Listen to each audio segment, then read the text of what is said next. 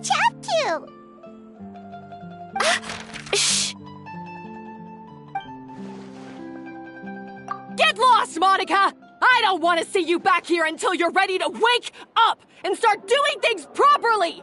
Right now, you're a disgrace to my kitchen and to the Hotel de Boer name! It was an accident. I'm sorry, did you hear me asking for excuses? No, I'll do better, I promise. Why is she so aggressive? She won't even listen to what the poor girl has to say. Oh, hey, cut her some slack. You gotta at least hear her out. Wait! Huh? Who do you think you are telling me... wait a sec. Navia? So, you're bringing backup now. Suit yourself! You're still wasting your time!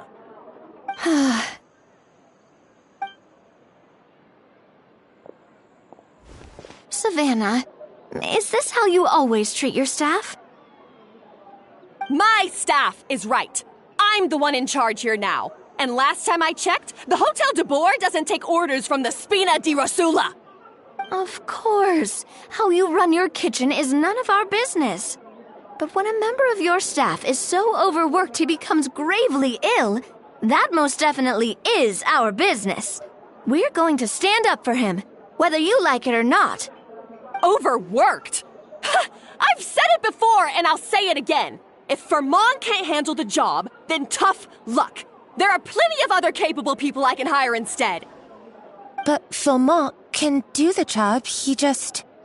Monica, back inside, now! Huh?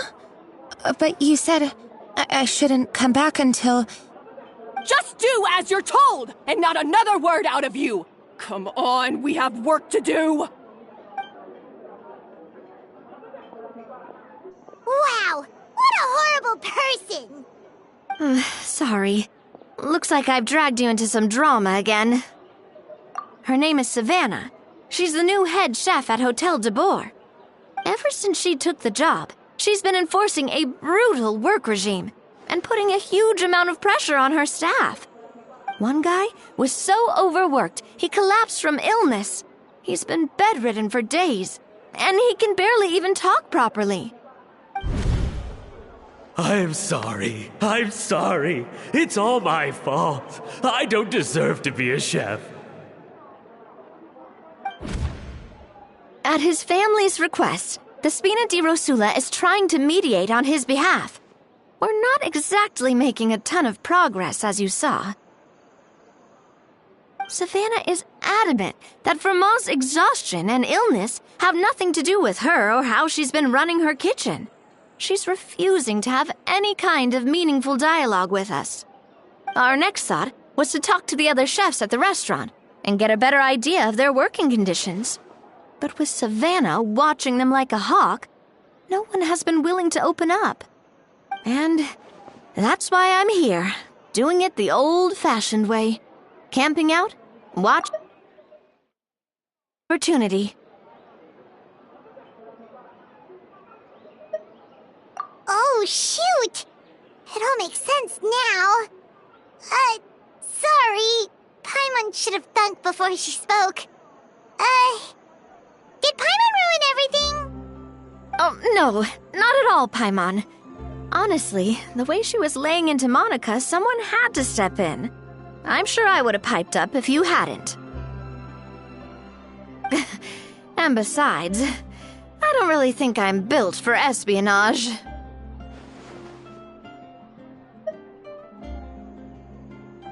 Yeah, meaning it's gonna be all the more difficult to get the inside scoop now.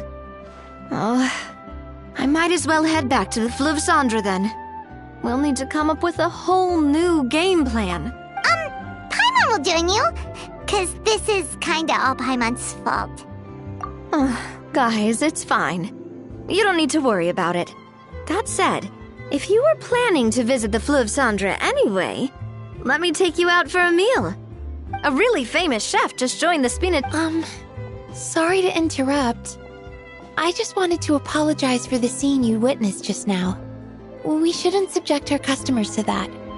This is a small token from us. It's some candy from Monica. She asked me to make sure it was delivered into your hands. Monica's the one apologizing? Huh. Clearly Savannah is the one who owes an apology. Our head chef has been a little highly strung lately. Sorry for everything. All right. Since there's candy, Paimon will drop it. Not the candy. Thank you for understanding. We'll make sure to pass your feedback on to Miss Savannah.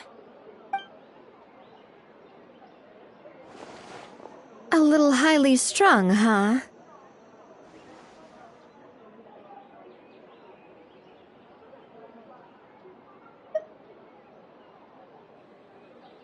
Paimon doesn't get it.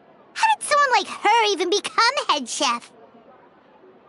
Well, according to Fermat's family, she hasn't always been like this. But that's a story for another time. Let's try this candy. Oh, Paimon totally gets it. Come on, dig in! Huh? Hold on, there's something written on the wrapper. Find Escoffier.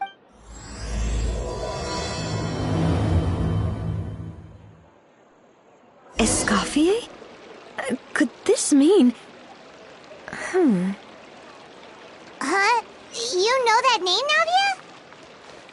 Yeah. Let's stick to the plan and go back to the Fleuve Cendre for now. That's where we'll find Escoffier anyway.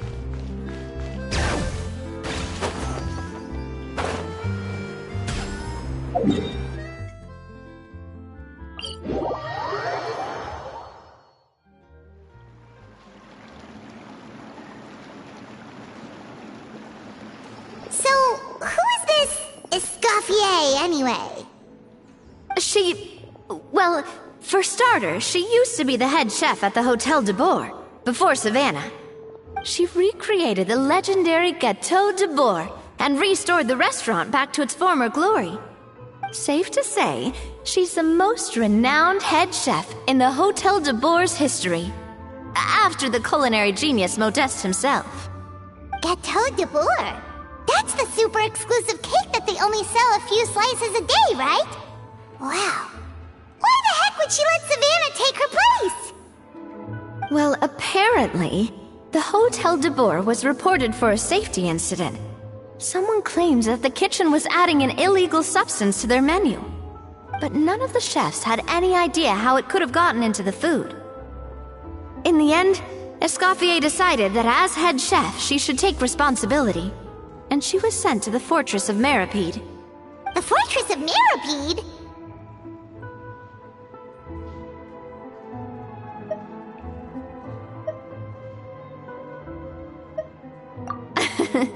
Well, you're right. The quantity of the substance they found was fairly minimal.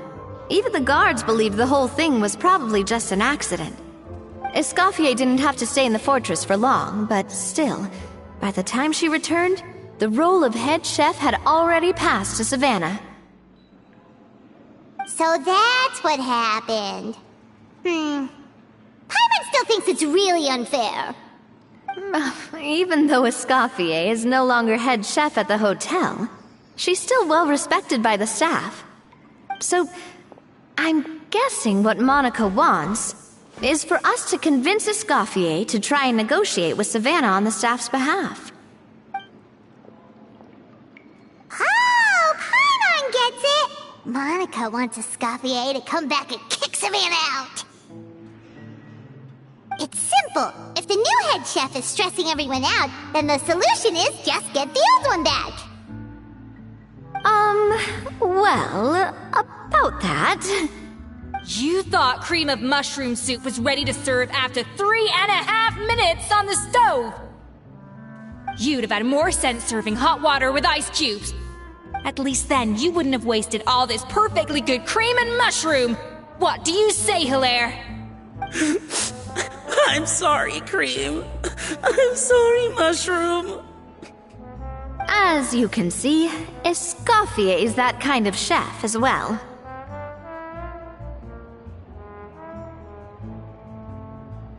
You have to leave it on the heat for long enough to allow those flavors the chance to come out. Don't be fooled by the aroma when the water first starts to boil. Got it? Yes, Chef. Then go back and do it again. The customers are still waiting. Remember where you went wrong and don't repeat the same mistake twice. Yes, Chef!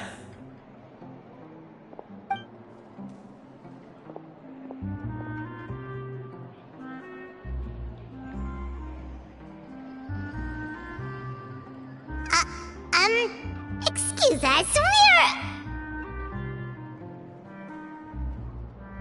Waiting to be served? Sorry, we're pretty busy.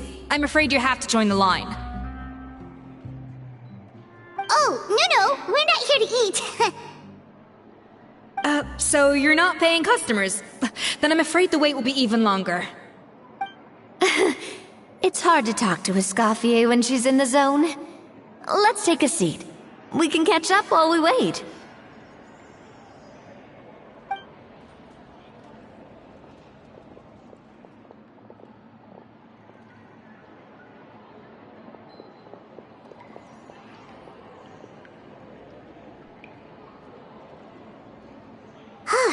Looks like the rush hour is finally over.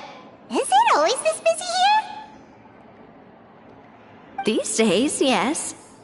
I'd say business has tripled since Escoffier joined as temporary head chef. Well, in her words, the Hotel de Boer doesn't need her anymore. It doesn't look like she's got any plans to go back. I guess I'll be heading off then. Wait, take these home with you. We can't serve them now, and there's no sense in letting them go to waste. Oh, thank you, Chef. For what? Like I said, I just don't want them going to waste. Oh, and tell Fiamma to get well soon, so you're not running yourself ragged every single shift. Fiamma. That's the second time we've heard that name. Who is that again? He's the chef that fell ill from stress. Hilaire is his son. And with Mom stuck at home taking care of Dad, he decided to pick up some work to help pay the bills. Escoffier knows their situation, so she's been making some extra food every day for him to take home. Hey, I heard that, Navia! I've told you before, no one's making extra food. Hilaire is making blunders in the kitchen, and I can't serve his failed dishes, so he might as well take them home. Yeah, failed dishes that just so happen to be nutritionally complete every single time. So you two must be the world-famous traveler and his companion, Paimon. Yes? Is there something I can help you with? Oh, so you know us already. We'll skip the introduction then. We're here to talk about Savannah. I certainly am. The Spina's headquarters are right next to the tavern. And I've lost count of the number of times Navi has come to pester me about it. But I don't work for the Hotel de Boer anymore. And being ex-head chef doesn't give me the right to interfere with that business. Besides, I'm the one who persuaded Savannah to take the job in the first place. What? Well, she was a much gentler person back then. A little timid, even. She wasn't at all confident that she was the right fit for the role. That's hard to believe. Are we definitely talking about the same Savannah here? Honestly, I do wonder if she's just emulating me. I mean, I'm not the most pleasant head chef to be around either. Anyway, suffice to say that given the history between us, it'll be tricky for me to tell her she's doing her job wrong without coming across like a huge hypocrite. Fiamma and the others probably think that Savannah gets it all from me.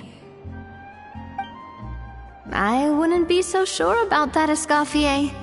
Look at this note we got from Monica. She mentioned me. Whatever shortcomings you feel you have, it looks like Monica still trusts you. As for the others, well, how can you know what they think unless you ask them? Monica. Plus, it's not like we're asking you to storm in there and raise hell. We're only in the initial phase of our investigation. All we're trying to do is get the other chefs to open up to us. Oh, Monica. Oh, Monica. Escoffier? I can't believe her. Powdered sugar is supposed to be applied sparingly. Look at all that on the wrapper. It's thicker than the sole of my shoe. Unbelievable. I won't stand for this. She has to learn. Come on, we're going. Wait, so now she's,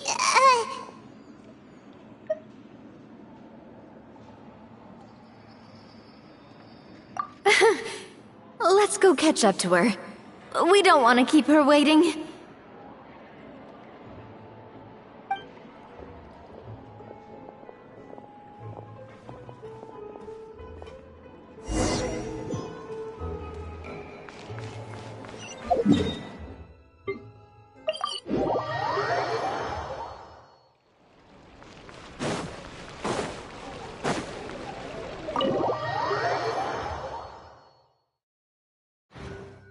Wait, she looks like... Is that Escoffier? Escoffier? I'm sorry. I'm so sorry.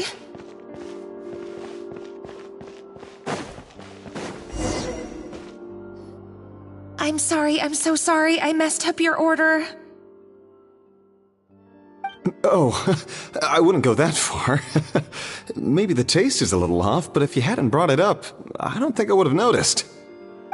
But, please, you have to forgive me or Chef is gonna... Okay, I know. I'll kneel before you. What the heck? Get up, Monica. Can't you see that you're just making your customer feel more awkward? Escoffier? If you want forgiveness, then do what any self-respecting chef would do. Make the dish again. And this time, get it right. You cannot go begging your customers to feel sorry for you. Savannah said that I'm not allowed back in the kitchen until I've corrected my mistake. But if I can't go back into the kitchen, I can't do the dish over. That's some backwards logic. How can you fix your mistake without being allowed to cook? If this is what Fermat had to put up with, then no wonder he had a breakdown. We apologize for interrupting your meal, sir. It's fine. With my layman's palate, it's not like I can tell the difference anyway. I was actually quite enjoying my meal until she appeared out of nowhere and started apologizing. Gave me a bit of a fright, to be honest. Oh, well, it's because Chef Savannah tasted a bit of the leftover soup from my pot and then threw me out of the kitchen. Gosh, that's pretty strict. Has she always been that way? I don't recall things being like this when Escoffier was head chef here. I gotta say, you're all looking a little worse for wear these days. I mean, Escoffier was strict too, but I think the difference is that her criticism was more constructive, so you knew what you did wrong and how to improve, and we all knew that it came from a good place. Chef Escoffier was hard on us because she truly wanted us to reach her level. But these days, whenever we make a mistake, we just get told to wake up, get your head in the game, or just do it again. And it's only gotten worse since word got out that Chef Escoffier had started working again in the Fleuve Cendre. Monica, you don't need to call me chef. I'm not the boss here anymore. Yeah, but through no fault of your own. What happened back then, that wasn't on you, and all of us know that. That banquet was a huge event, and so many staff were involved every step of the way.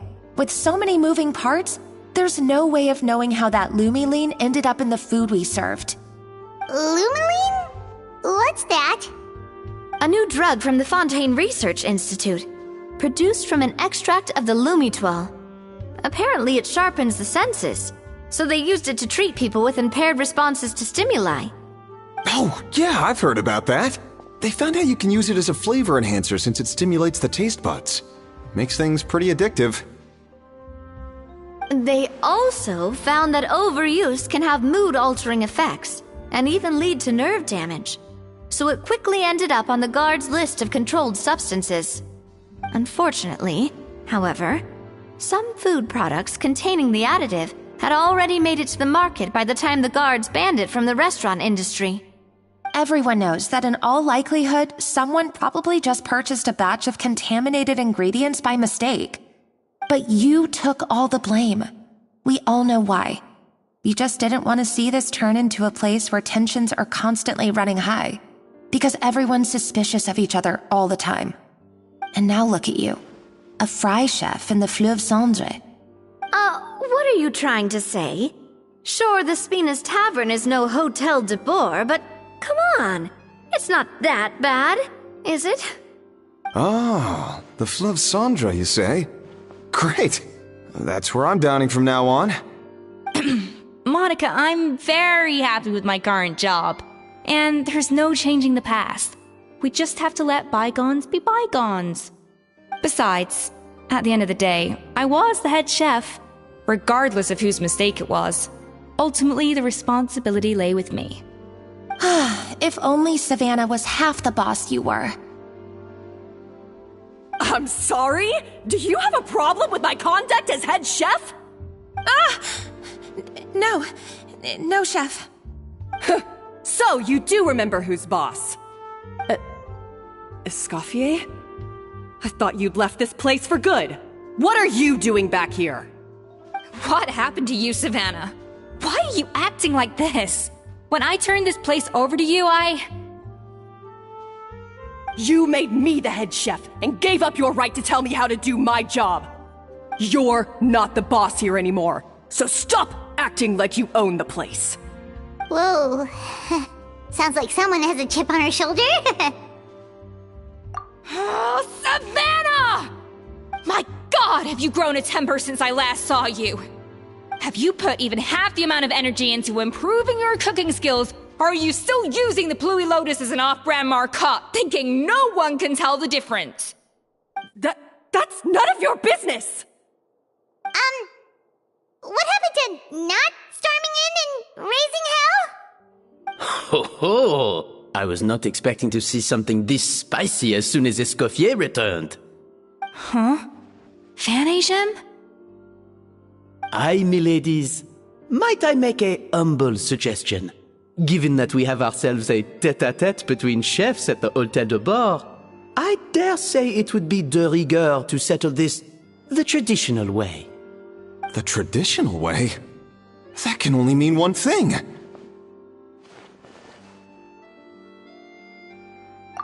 That's right! I'm talking, of course, about the tradition established by Modeste himself. The cooking contest! According to legend, the founders of Hotel de Boer, Modeste and Savelli, used this method to resolve all of their disputes. Everything from petty arguments over next week's menu to disagreements over the strategic direction of the restaurant. The cooking contest would decide who had the final say. It sounds like they had a lot of free time on their hands. Ah, well, it might sound that way to us. But in fact, the cooking contest played an enormous role in motivating chefs to hone their skills, reaching new heights of excellence in the culinary arts. And indeed, the reintroduction of this institution in recent years has surely been instrumental in transforming the Hôtel de Bord into the top-ranking restaurant in Fontaine. Reintroduction? Someone brought it back? Who? What say you, Escoffier? Surely you of all people won't back down from this challenge. It was you who put the rule in place, after all. Sure, I reinstated it, but I'm not a chef at Hotel de Boer anymore. Isn't this bending the rules a little? I see no issue as long as both sides agree to the terms. We could simply treat it as an exhibition of sorts. Savannah, any objections? Exhibition. Huh. No. If we're going to battle it out, let's put it all on the line. If I lose, it's up to you what happens to me. I don't want anything to happen to you. But if you lose, you hand over the Codex de Board to me. What? The Codex de Boer? Only the legendary handbook written by the original head chef Modeste. It contains all his secret recipes, including Gâteau de Boer. It's the greatest treasure in Fontaine's culinary world, and only the present and former head chefs of the Hotel de Boer have the right to read it. Present and former? Wait, but that already includes Savannah, though. What do you want that old thing for? You have your own copy, don't you? Don't take me for a fool. You know perfectly well what I mean. I want your copy, the original version, the one you took with you when you left us. I'm sorry, I must be missing something. You know, there's no difference between the original and the copy, right? They contain the exact same recipes. Stop trying to change the topic. What's wrong, Escoffier? Scared you're gonna lose to me? Or are you scared of me getting my hands on the original Codex? Savannah, you may remember that we gave her the original as a parting gift, to thank Escoffier for her years of service. Asking for it back feels a little, Oh, I'm sure it won't be an issue, as long as both sides agree to the terms. Those were your words, weren't they? And as for the contest itself, let's make it a bake-off. Gâteau de Boer, per the recipe in the Codex. Well, Escoffier, you against me. Are you in or out? You sound surprisingly confident. Alright then, let's see how much you've actually grown. I hope you surprise me, Savannah. I'd hate to find out that all you've learned after this long is how to chew people's heads off. Believe me, I'll show you. Escoffier, are you sure this is a good idea? You accepted her terms a little hastily. Oh, it'll be fine. Let's head back to the Fleuve Cendres so I can get prepping.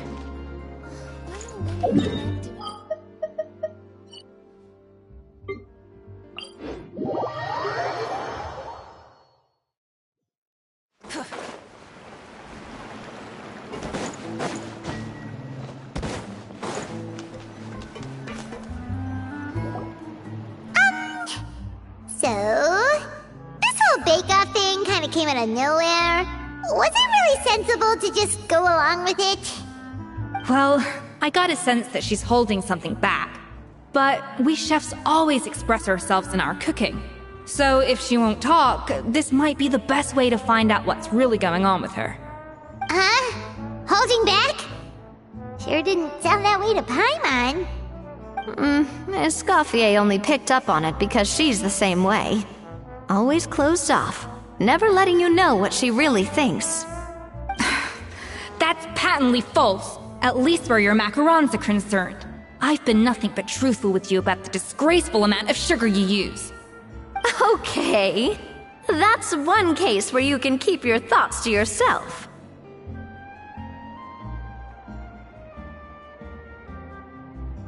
Oh, that? Well, it's not so much a recipe book as a diary of Modeste's adventures. Back in the day, he and his good friend Savelli explored far and wide, partly adventuring, partly looking for new ingredients and developing new recipes. Their creations had an enormous influence on the course of Fontaine cuisine, turning it into a much more vibrant and diverse scene. For instance, legend has it that the original Gâteau de Boer was made using a special secret ingredient that Modeste discovered on one of his adventures. So rare was the ingredient that they could never make more than 16 slices of the cake per day. But everyone who tried it claimed that it was one of the most blissful and invigorating things they had ever tasted. Modeste and Savelli went on to found the original Hotel de Boer, which catapulted them to stardom in Fontaine's culinary world. Especially Modeste. He was hailed as a once-in-a-generation genius, and over time, the recipes from his adventure log became known as the Codex de Boer. Ah, Paimon's heard this kind of story before. Armed with the Codex, the Hotel de Boer took its rightful place as the finest restaurant in the land, serving those recipes for centuries to come. Something like that? What? No, of course not. Cooking is a constantly evolving art form. How could any restaurant survive if they only served food that was popular last century? Anyway, never mind centuries. Sibeli and Modeste parted ways not even 10 years after their rise to fame. Then, Modeste passed away while he was still in his prime. And that was it. The end of the Hotel de Boer's heyday. It fell into decline, and for most of its history, it was just a nondescript place with a couple of cheap tables. It's only in recent decades that it started recovering. Even then, it still took numerous relocations and changes of management before we finally ended up with Vanigem and the restaurant we have today. Oh! So the Codex really isn't all that, then. Paimon figured it was like one of those mystical books they have in Liyue's martial arts novels, where the main character learns all their secret powers from. Yes, well, that's fiction, and this is reality.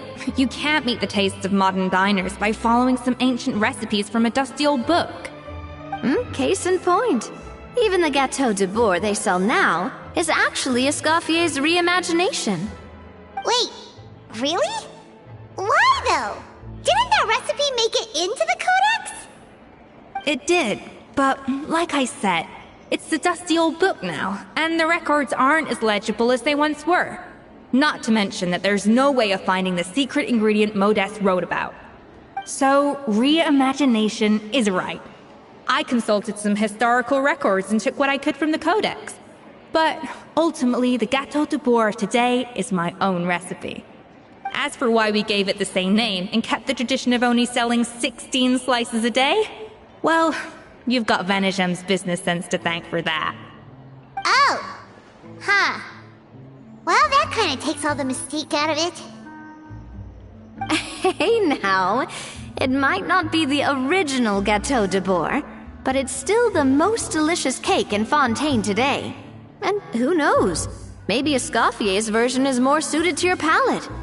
Just think, if the original truly was the perfect cake you're imagining it to be, there's no way the recipe would have been lost to history, right? Not to mention that the Hotel de Boer never would have fallen into a slump. Anyway, before I left my role as head chef, I made a copy of all the recipes from the Codex, including my own improved versions, and turned them over to Savannah. So why is she so interested in the original copy? Could it be a symbolic thing? Like, whoever holds the original Codex de Boer is the true head chef? Well, it was clearly precious enough to give to Escoffier as a parting gift. Meanwhile, Savannah only got a copy. Maybe from her point of view, it's like management doesn't truly see her as being worthy of the role. You think so?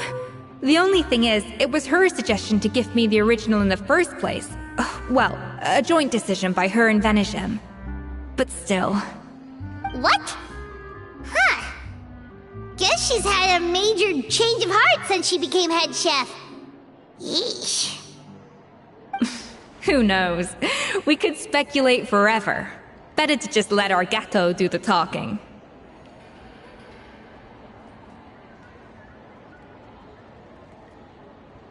It means besting her in this bake-off, and then getting her to explain herself, even if I have to beat it out of her with a spatula.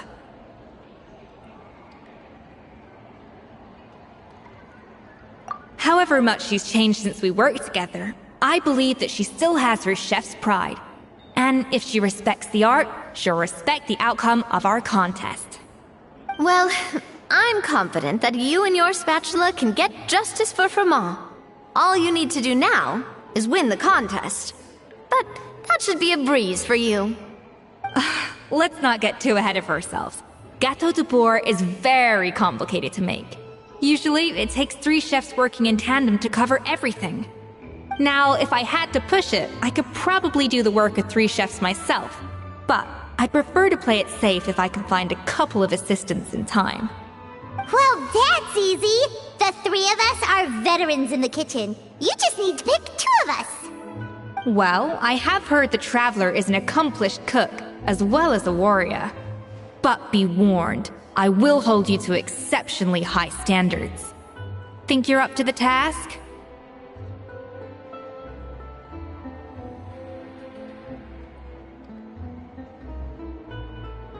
Oh, count me in too.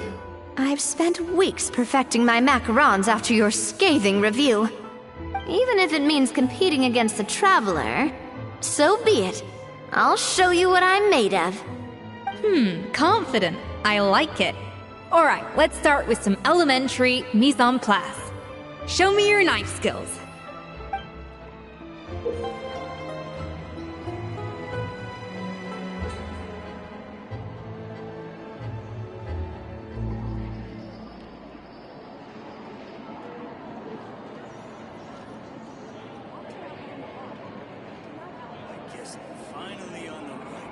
I've always called it chopping stuff up, not mise en place. But it's basically the same thing, right? Oh. Looks like you found that easier than I expected. Yeah, thankfully it was pretty straightforward in the end. You made it sound like we'd be carving statues out of fruits or something. Well, brace yourself, because the next step is anything but straightforward.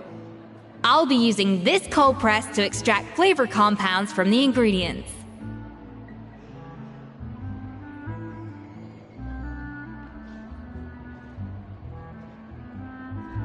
A kind of special food processor I got the Fontaine Research Institute to make for me. It uses cold temperature extraction to isolate the essence of cooking ingredients, which can then be used to flavor dishes more precisely.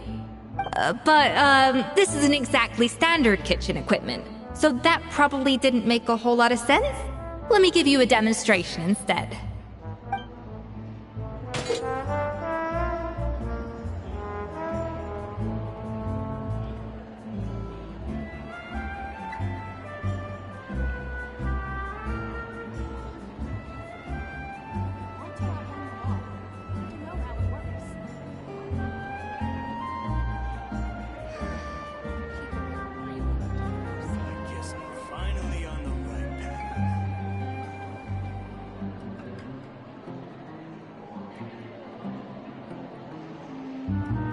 Custom-made equipment from the Fontaine Research Institute, huh? That's some pretty high-tech food prep. Carmen's never used anything this weird before. Cool! And done! These are the flavor compounds extracted from our ingredients. I processed all the fruit you chopped up earlier.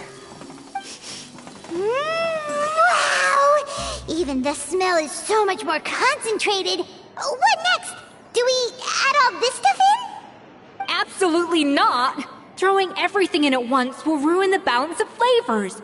We have to go slowly and carefully to calibrate the exact flavor we want.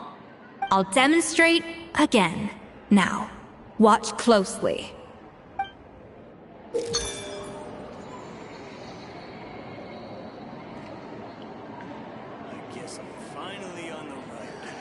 Slowly and carefully.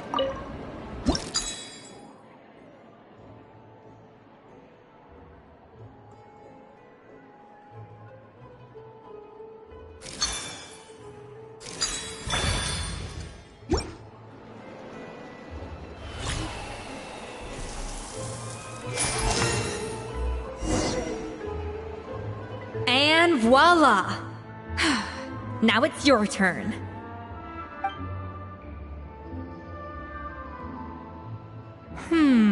Not terrible.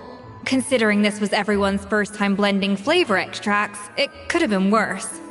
But the Traveler's work was surprisingly good. Are you sure you've never done this before? You got almost perfect results on your first try. Oh, well, they do say adventurers are multi-talented folks. Now I've seen it firsthand. Alright, now for the part I've been looking forward to. I want each of you to cook something from the Hotel du Bois' current menu. I'll judge your submissions and give you a final score. That's right. The true test of your cooking skills is the finished product. It'll be good practice for the contest itself. Now get to it. Chop chop! how's it going? Have you picked a dish yet? Shoot.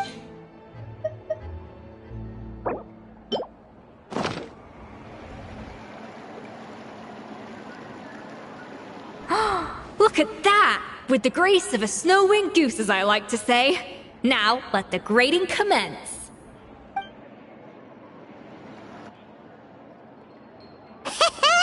Pretty good, right? Not to brag or anything, but Paimon's a bit of a connoisseur when it comes to la food. 6 points. What? Oh, well, fair enough. Paimon doesn't cook all that often, so as long as it's a pass. That's 6 out of 100. What?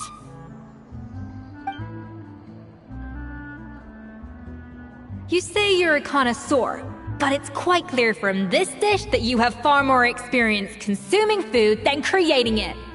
By that logic, I suppose you think listening to Lady Farina on repeat every day would make you an opera singer. Aww. Me next. I'll have you know that this batch of macarons has 2 whole tablespoons less sugar than my previous ones. So you went from 12 tablespoons to 10? Well, it's nice to know you actually measured it out. Because it tastes like you just threw in whatever was left in the jar. 6 points. Aww.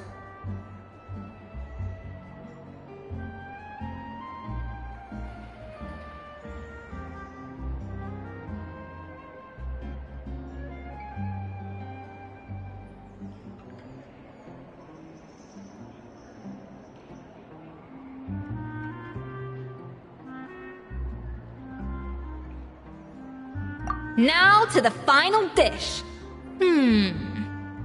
So, what do you think? This is our last hope. 8 points. Darn! That's barely higher than what we got. Not exactly. The color is spot on. Beautiful aroma. Excellent presentation. I have to give this one 8 points out of 10. Maybe even 9 points. Huh? How did you pull that off? Don't get me wrong. There's room for improvement. But still, this is clearly the work of an accomplished chef. I can tell that you've put many hours of work into honing your skills in the kitchen. I can really taste the grace of the snow-winged goose in this dish. The traveler's journey, with all its trials, tribulations, and setbacks. Not to mention the frustrations of having a picky eater for a partner. Hey, you made that last part up! No way did you taste that! Well, it looks like I lost fair and square. I guess you'll be taking the Traveler as one of your assistants then? But if it takes 3 chefs, that still leaves 1 slot remaining. Maybe Paimon and Navia should keep practicing and see how it goes? Chef Escoffier. Oh, it's Hilaire! What brings you here? I heard the news about the cooking contest. You're doing Gâteau de Bourg, right? I was just wondering if you needed any help. And you think you're up to the task, do you? Oh, no, I know I'm not there yet. It's actually my dad who wanted to help.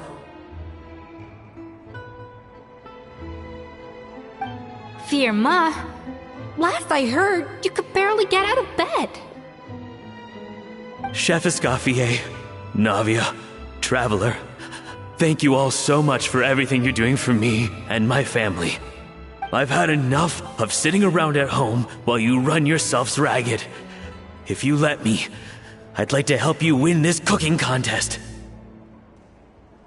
Yeah, I was gonna say the same thing. Don't you worry. I'll be fine. I'm feeling much better now. I'm sorry. I know I've been rather useless these past few days, but not anymore. The fact is, I'm a fine chef, despite recent events. I've proven myself in the Hotel de Bourg kitchen, so if anyone's qualified to work under Chef Escoffier, it's me, I think. I mean, I hope so. Firma, have you even set foot in a kitchen since leaving Hotel de Boer? I have not. But I'm fully rested now. I know I can handle it. I'll prove it. Let me whip something up for you right now.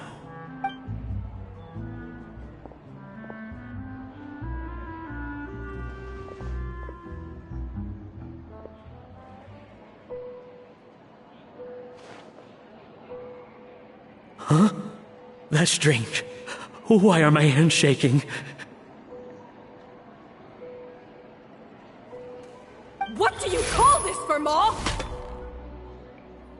I can't seem to grip my knife. Do it again! Again!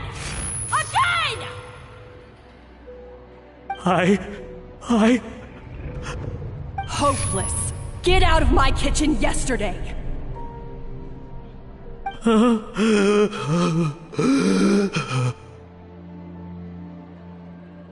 Dad, what's wrong? I don't understand. I was feeling so much better, and then Will I never be able to work in a kitchen again? Dad, talk to me. What happened? I think the real issue here is not physical exhaustion, but psychological trauma. Monica, when did you get here? Probably because you were all concentrating so hard on your cooking. I didn't want to interrupt your flow. But anyway, Firma, I'm so sorry.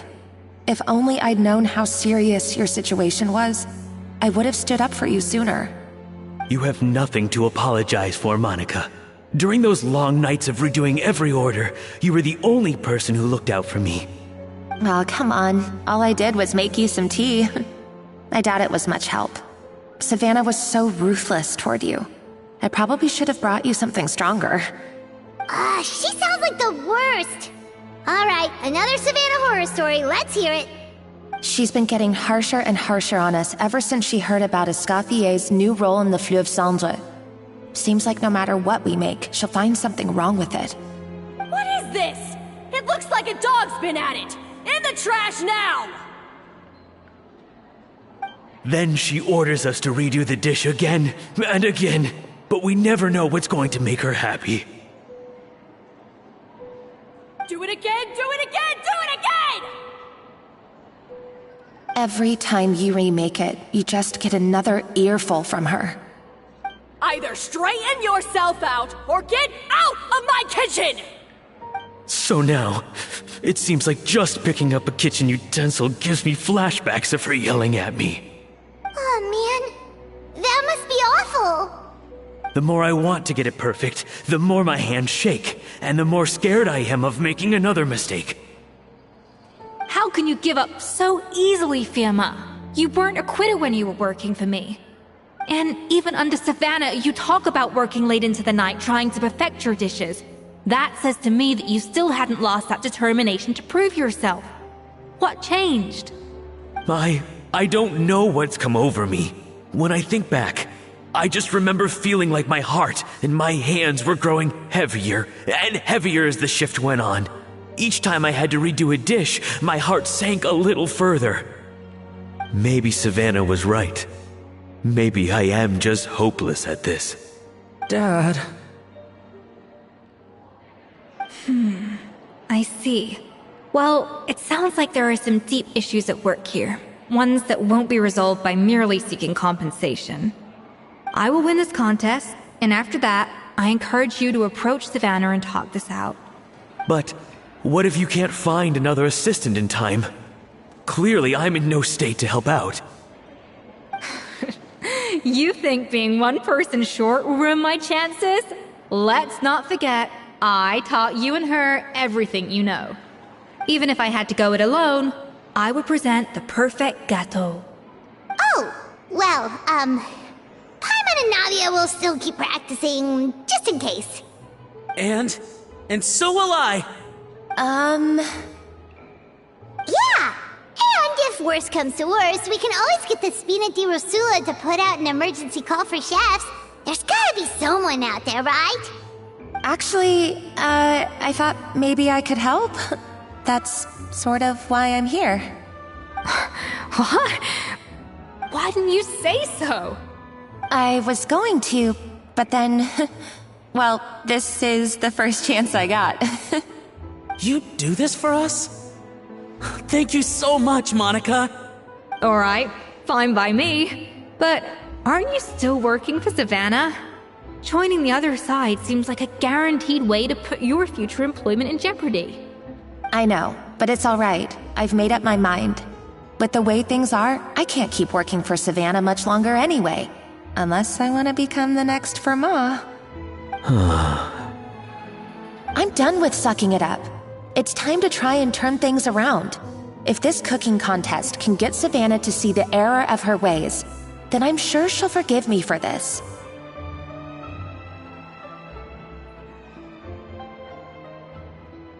Well, Hyman didn't think we'd be poaching from Savannah's staff to get our third person, but there you go. Anyway, Monica's a professional chef, so nothing could possibly go wrong now. Great! Then it's settled. And to congratulate you all on making the team, I propose a Spina-sponsored meal to celebrate. Spina-sponsored? Wait, you mean I'm cooking? Well, I promised the traveler a feast in the Fleuve Cendre. And I know how much you've been looking forward to it. Yeah! Feast, feast, feast!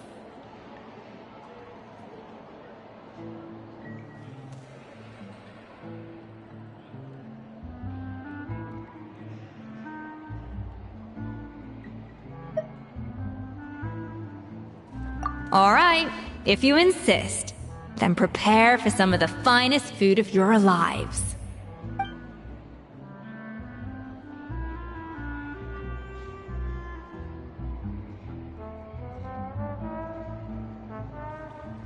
That's not a bad idea, actually. Wait, hold on.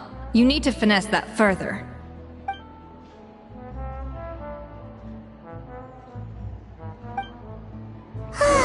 That was a dream come true. Paimon never knew Fontanian cuisine could be this good.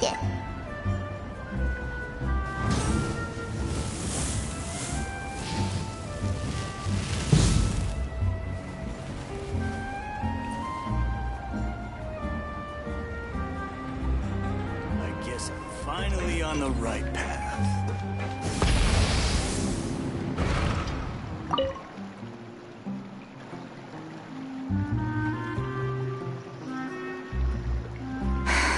Why, Savannah? Why? Oh, nothing. I was just flicking through the original Codex de Boer. I wanted to see if there was anything I'm missing. Something I hadn't noticed before. That might explain why Savannah's so desperate to get her hands on it. But I can't find anything. It's just some hastily scribbled recipes in between diary entries from Modeste's adventuring phase. And most of it's not even legible anymore. The copy I gave her not only has all the recipes in full, but even includes my own private tips and notes from years of experience. Surely that's infinitely more useful than this old thing.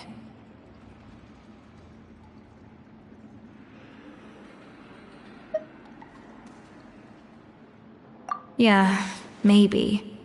Still, it's just hard for me to imagine that the Savannah I knew would go to all this effort just to make a point.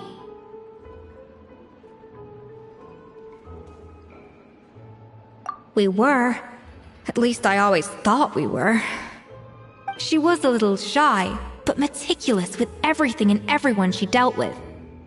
She made a few mistakes here and there, but she was quick to correct them whenever they were pointed out. And she was always striving to improve as a chef. Those qualities are why I recommended her to replace me as head chef. I never imagined for 1 second that she'd cause Fiamma and the other staff so much grief.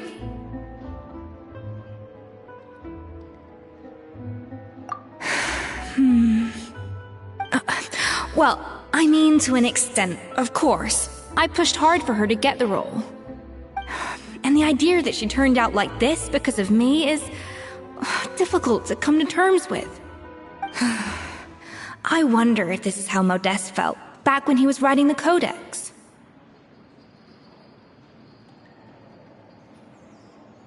Yes, with his good friend and co-founder of the Hotel de Boer, Savelli. The story goes that after Modeste unveiled his Gâteau de Boer and was hailed as a culinary genius, he was admired and adored by all. But his newfound fame slowly drove him and Savelli apart. Unlike Modeste, whose every new creation was an instant hit, Savelli seemed to face setbacks at every turn. Doors that would swing wide open for Modeste would shut in Savelli's face. And with Modeste being whisked off to all manner of functions by his celebrity friends, he had less and less time to discuss the culinary arts with Savelli. People started gossiping about Savelli, and their relationship between the two gradually soured. Everything came to an abrupt end when Modeste, still in the prime of his life and still hailed as a genius, suddenly died from an acute illness. And that was it. They neither had a decisive split, nor got the chance to properly reconcile. Their story just came to an end. One rumor had it that Savelli actually killed Modeste out of jealousy, even as the latter was hoping to make amends. Unlikely. It's a popular theory, but there's no real basis for it. At least there are no records of Savelli ever being convicted of a crime. Still, beyond a point, there's no way of knowing what truly happened in the past. All we can do is try to make sure the present doesn't quite go as badly. And that's why I have to win this contest tomorrow. Then get the truth about everything that's been going on, even if it means cracking her open like a nut.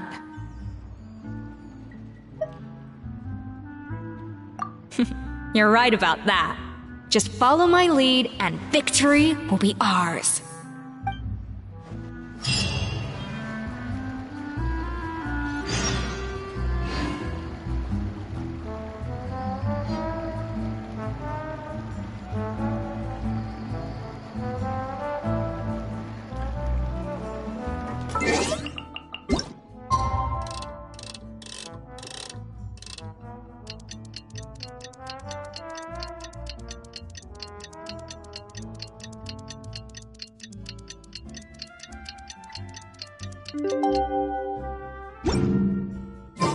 It's Cooking Contest Day!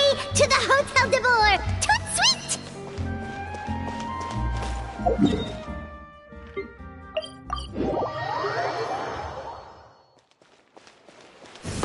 Did you hear the news? Escoffier's... Mesdames et messieurs, welcome one and all to the Hotel de Boer and to this most exciting of cooking contests. Savannah, I brought the original copy of the Codex you asked for. Monica? Huh. In the interests of fairness, this contest will be conducted in a double-blind format. Once the dishes are complete, they will be sent to the back of the kitchen where they'll each receive a label. The labels will be placed out of sight underneath the plates, only to be revealed after the judges have sampled them and reached a final verdict. This is to ensure that no one will know which dish is made by which contestant. As one of the judges, I promise to be fair and impartial. When my meal got interrupted yesterday, I never thought this is how they'd make it up to me. Getting a seat on the judging panel is a pretty sweet deal. Both contestants have taken their positions. Then, without further ado, let the Hotel de Boer cooking contest commence!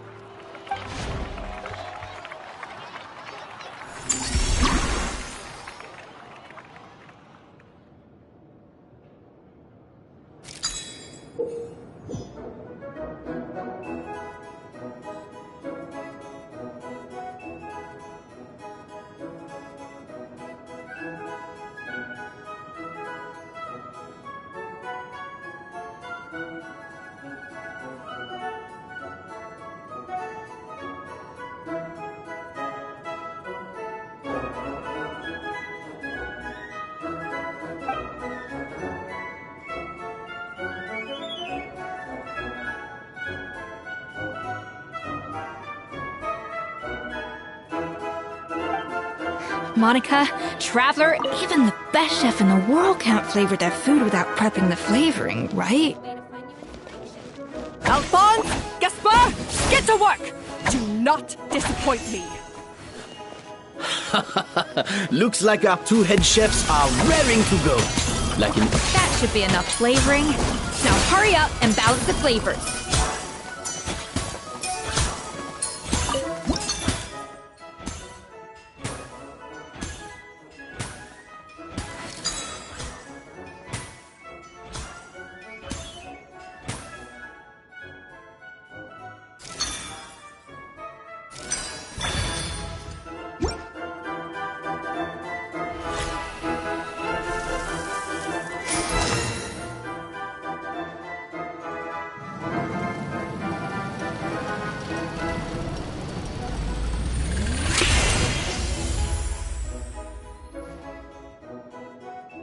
Come on, Escoffier!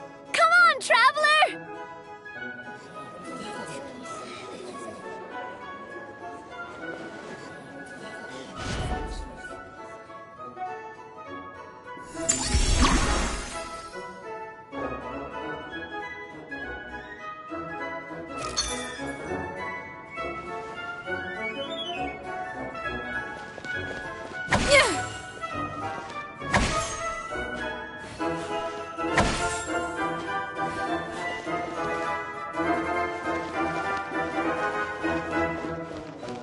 A dash of frosting! Alphonse! What are you playing at? That's not how I taught you to do it! Stop horsing around and do it again!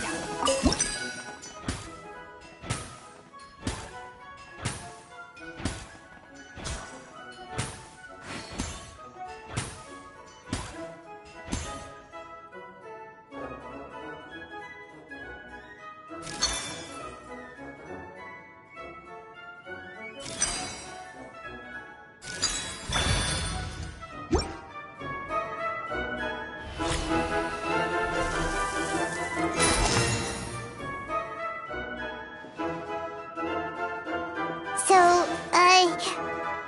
what do you think?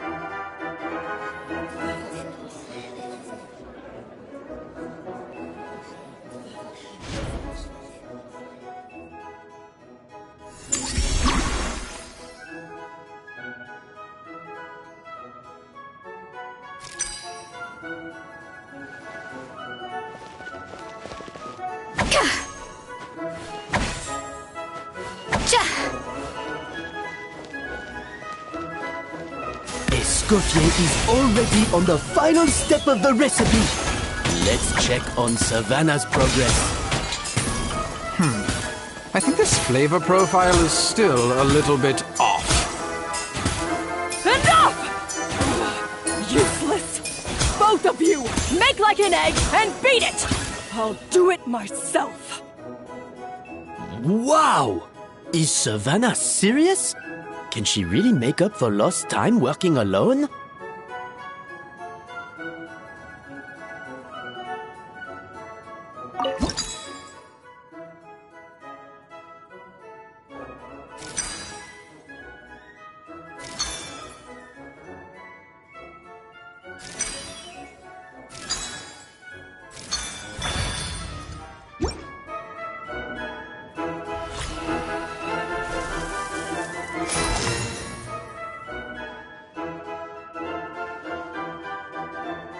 You can't match Escoffier's talent.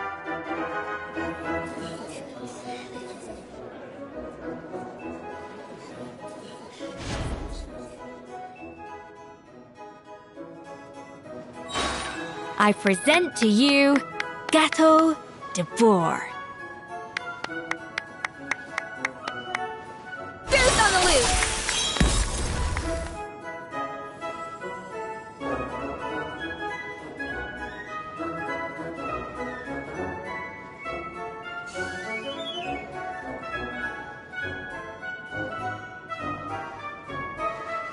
That was perfect! We were like a flock of snowing geese, completely in sync, working gracefully and elegantly together. Great work, team!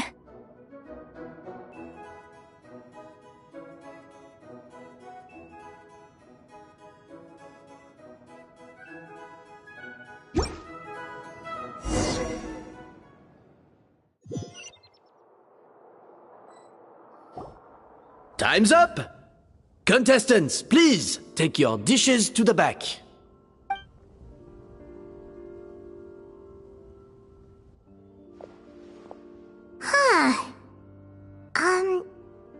That guy was right. You really can't tell whose is whose just by looking at them. We both made the same dish after all. For all her flaws, Savannah's a talented chef who earned my recommendation for good reason. She wouldn't screw up something as elementary as the cake's appearance. Whoa! This is really rather good. Wonderfully soft and fluffy. Beautifully sweet. This is a masterclass in how to make gâteau de bois. I would give this one at least 9.9 out of 10! Only because there's something about the flavor of the base. It's just a little different from the recipe I'm used to. Huh? Really? I couldn't tell.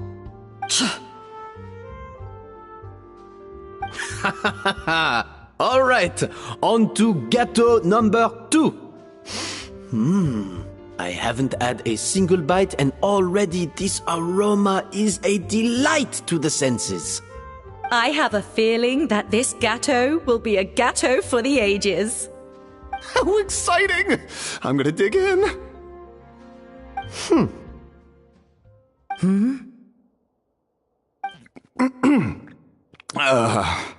I think maybe someone got a little carried away when they were adding the sugar. Not just the sugar, it's the flavors too. This is all over the place. Who made this? It appears the decision is unanimous. This gâteau is far below the standard we would expect. And Paimon thought this might actually be close. Turns out she can't bake to save her life.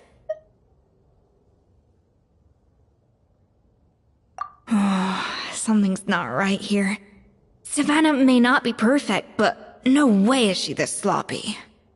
I can now declare that the creator of the first gâteau has won this cooking contest. Now, all that remains is to turn the plate over and reveal the chef's name underneath. What? It's Savannah? No, that's impossible! Hey, Savannah! You cheated, didn't you? You cheater! What did you do? Oh, you swapped the plates, didn't you? Well, someone's a sore loser. These cakes went from the oven to the judge's table without me ever laying a finger on them. And everyone here can attest to that. It was Van Gem's staff who labeled them in the kitchen. If you're looking to accuse someone, why don't you start with them? Isn't it more likely that Escoffier's lost her edge? Oh, or maybe her assistants let the team down. You take that back! Judges, we demand a rematch.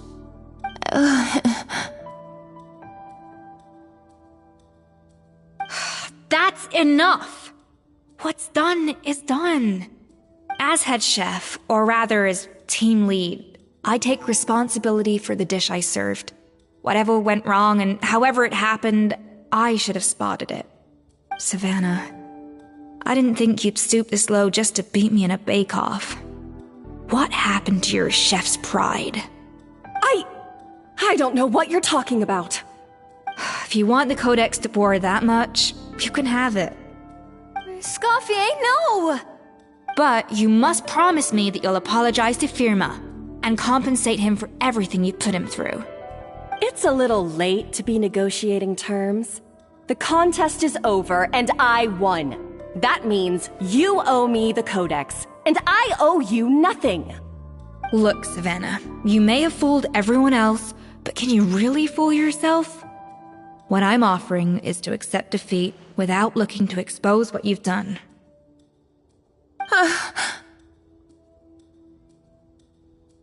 But only on the condition that you promise to stop putting so much pressure on your staff. Fine. I'll treat this as your final handover of duties from one head chef to the next. So, will that be all, ex-head chef? Or is there any other unfinished business you'd like to leave in my hands? I didn't mean that to be a scolding from your former boss, just a word of advice from a fellow chef and a friend. But I don't know if you're even open to input from other people anymore. I know what I'm doing. I don't need your advice. Alright, fine. I'm glad to hear it.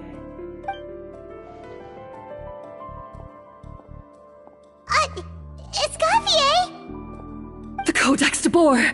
Finally. Now, at long last, I will succeed. Escoffier? How could you let her get away with this? Yeah! The Codex is a souvenir of your time here! Doesn't that mean anything to you? It's alright. It was just a bake-off, not the end of the world. I'm already over it. Besides, it's not all bad. She agreed to compensate Firma. That's mission accomplished for the Spina.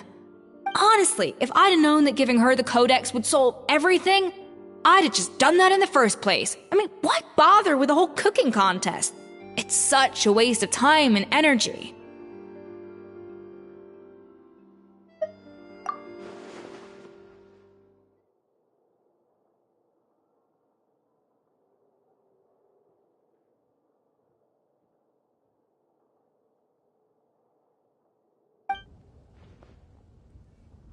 No. No! This doesn't make any sense! Huh? That's it? No secrets, no nothing? I don't believe it! This can't be happening. Oh, Chef Savannah! Savannah?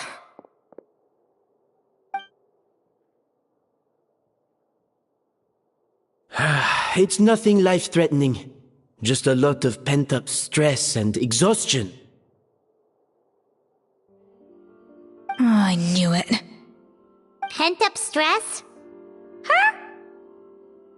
The truth is, however hard she might be on the rest of us, the person she puts the most pressure on is herself. Yes, there are nights when she makes us redo things over and over into the wee hours. But for her, it's every night. She'll hide herself away in the kitchen, working on new techniques and recipes, and only realize how long she's been at it when we come to work the following morning. But why? Why would she do that? Our best guess is, she doesn't want to be seen as less of a chef than Escoffier. And there it is. Even so, that's no excuse for taking her anger out on the rest of you. Yeah, and it's definitely no excuse for cheating in the cooking contest. About that, we honestly have no idea how she did it. We were focused on our own work the whole time, like she asked. Leone and Algalia were the ones I tasked with labeling the cakes. I've already spoken to them both. They're at a loss to explain it too. Not to worry. Come on, join me downstairs. I'll interrogate the guilty Gateau myself.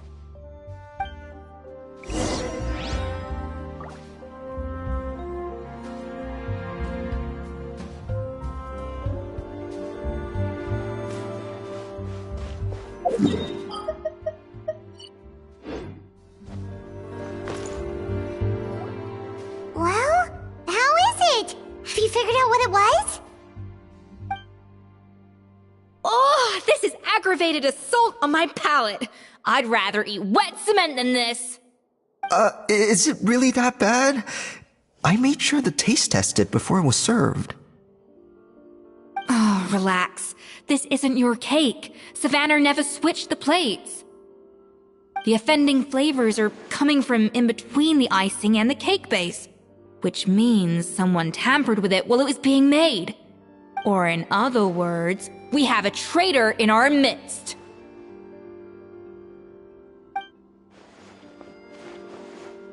I'm sorry.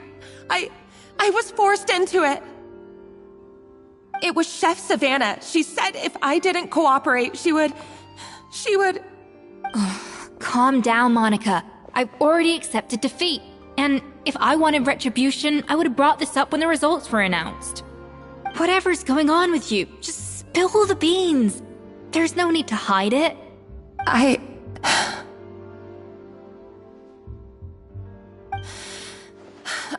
was the one who caused the food safety incident that one time.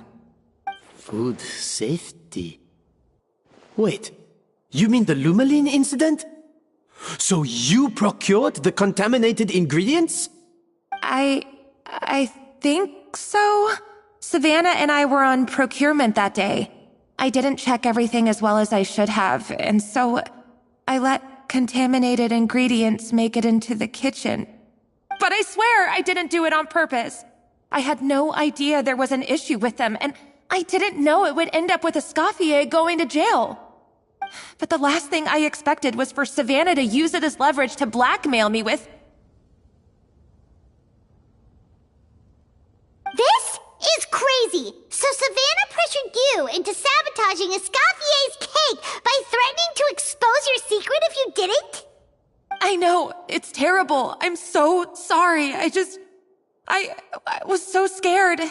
The thought of Chef Escoffier finding out that I put her in jail, it made me freeze up with fear. I thought Escoffier would hate my guts if she ever found out, and yet somehow that's ended up in me doing something even worse.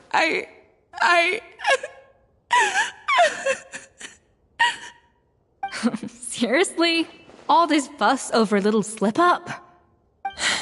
Huh? Firstly, it's not like I got a life sentence. I did my stint at the fortress, and now I'm out.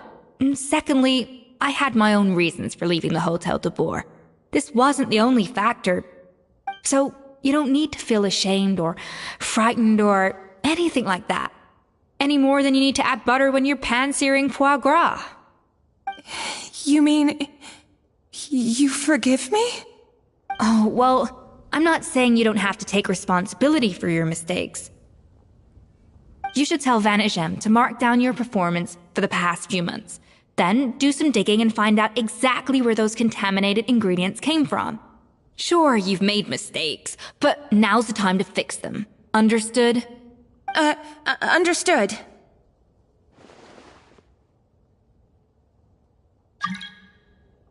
Good. Now, back to Savannah. What about the original codex would compel her to resort to blackmail? I have my suspicions. Not that I've got any proof to back them up, though. Ugh. What happened to me? I've overheard some customers murmuring about how the Hotel de Boer hasn't been the same since Escoffier left. They think our menu doesn't taste like it used to, especially our signature items.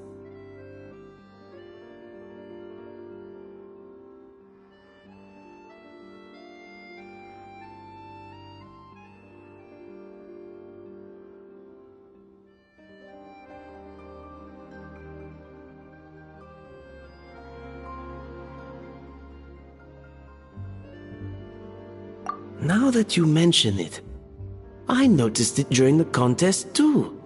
I couldn't put my finger on it, but the flavor seems subtly different from how it used to be. But the difference was so small, I'm sure no one would notice it besides our most loyal customers and true dessert connoisseurs. Still, as head chef, it's easy to see why Savannah would get so hung up on it. So many times I've seen her make the cake base over and over again, late into the night, determined to match Escoffier's version. But something's always slightly off every time. Yeah, I've noticed that too. Never really gave it much thought, though. Thinking back on it now, it's clear that Savannah's been in a downward spiral ever since Escoffier left. She wants to prove that she can fill Escoffier's shoes. That's gotta be the reason.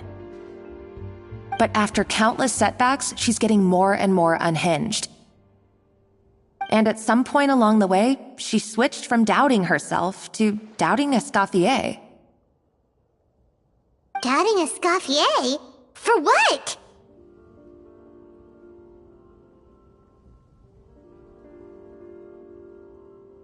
Yeah, it would explain why she was bent on getting the original at any cost. She must have thought Escoffier purposely omitted key details from her recipes when she copied them out. Also, she could retain her place as the #1 chef in Fontaine, the only one privy to all the secrets of the trade. Oh, for goodness sake, what a stupid idea. Of course. Then she finally got the codex only to discover that the secret recipes she's been pining for don't exist at all. Seeing how utterly wrong she was must have been a real shock to the system. It probably brought up everything at once. It overwhelmed her, and she passed out. There's still one thing that doesn't make sense, though. If Savannah had the real recipe all along, how come it tasted different? She might not be on the same level as Escoffier, but surely after like 50 attempts, she'd get it right one of those times. You'd think so, but geniuses like Escoffier are in a league of their own.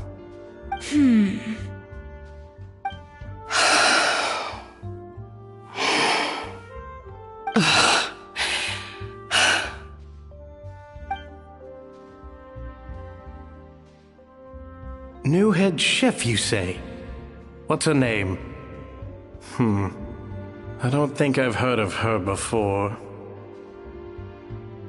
I wonder, can the Hotel de Boer keep its edge without Escoffier at the helm?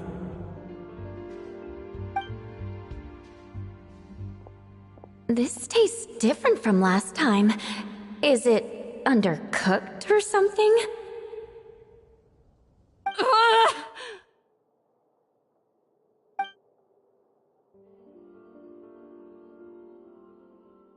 Take this. It's a copy of the Codex de Boer. From now on, you will be its keeper. Don't listen to the doubters. If I say you can do it, then you can do it. Even if you don't believe in yourself, at least believe in me. Hey, did you hear me? Once I'm gone, the restaurant is all yours.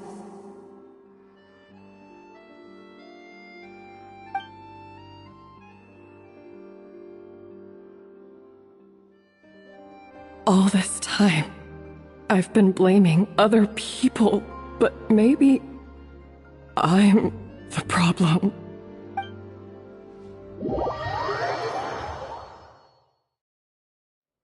I sincerely apologize for putting everyone out. Savannah's awake now, but I don't think she's ready to speak to anyone yet. Let's give her the day to calm down. I'm sure you'll have the chance to talk everything out tomorrow. In that case, I'll go and update Verma and his family. I wonder what he'll make of all this. So, we'll come back tomorrow then. That was a long day. I think I've earned myself a sweet treat when I get back home. Oh, nice! Macarons? Or are you gonna switch it up this time?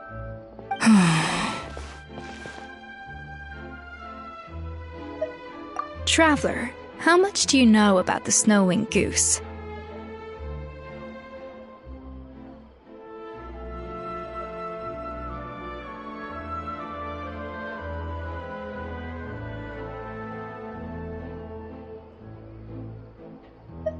Every year, they migrate long distances in search of a suitable home.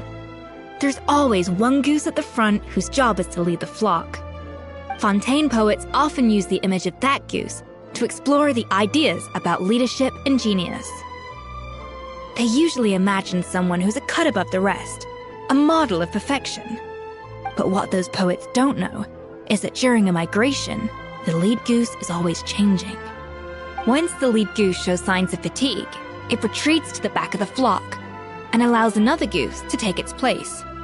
So the truth is that leadership, with all the responsibilities and pressures that come with it, it's something that everyone takes turns at. But we humans completely miss that fact when we project our own ideas about social hierarchies onto them.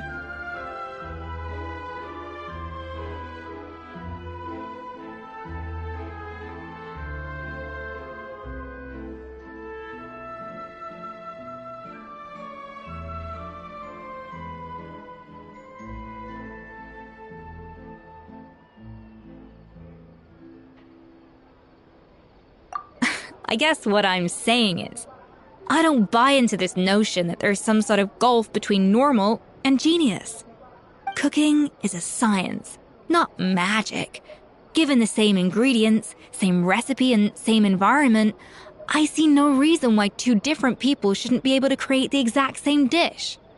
Of course, some people have a more sensitive palate than others, and some people are just born bolder or more conscientious. But these are all variables that can be accounted for with time and practice. I'd have no reason to expect so much from others if I believed that perfection can only come from the hands of a genius. The only reason I hold people to high standards is because, well, I believe they're capable of greatness.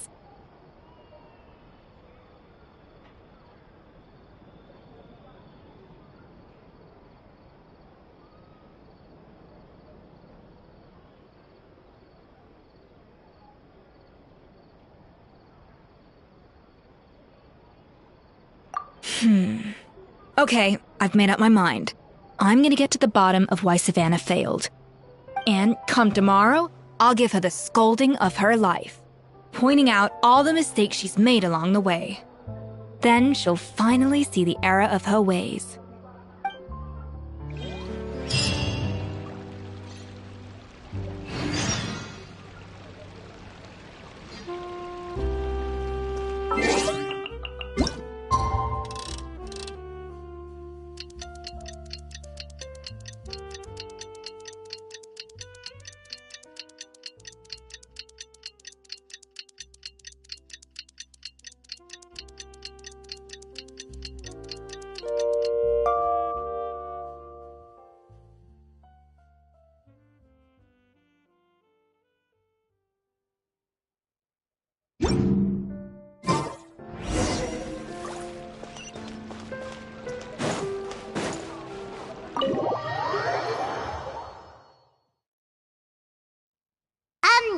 Why are we here so early? Our meeting with Vanna Gem isn't for a while. Check on her? Why? What happened? Oh no. Escoffier, are you alright?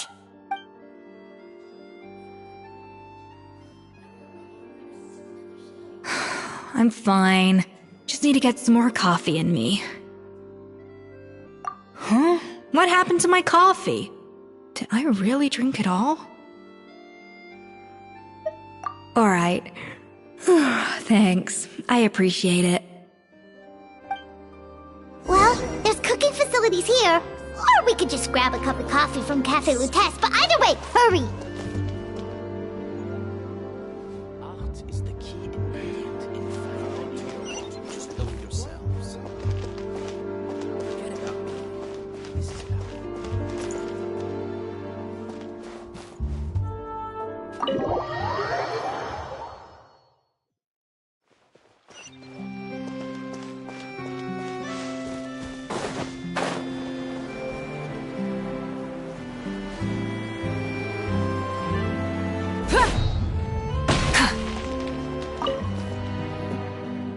Hello! What can I get for you? Sure thing. We're here to go.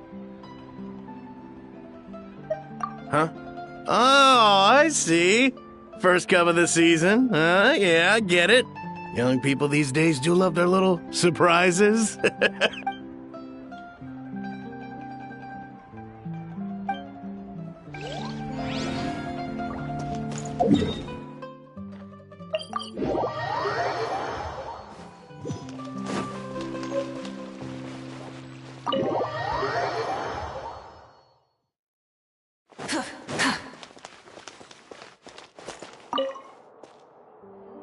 Coffee.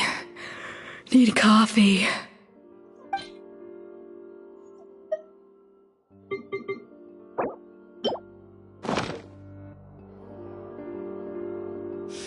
Oh, I smell coffee. I feel much better now. Thank you so much, Traveler and Paimon.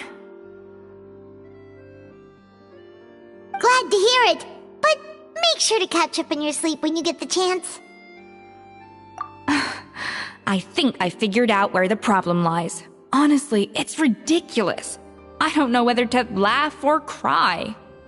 Wait, what investigation? What are you guys talking about? I'll save it for when everyone else gets here. It's so stupidly small, I can't believe it's caused so much drama.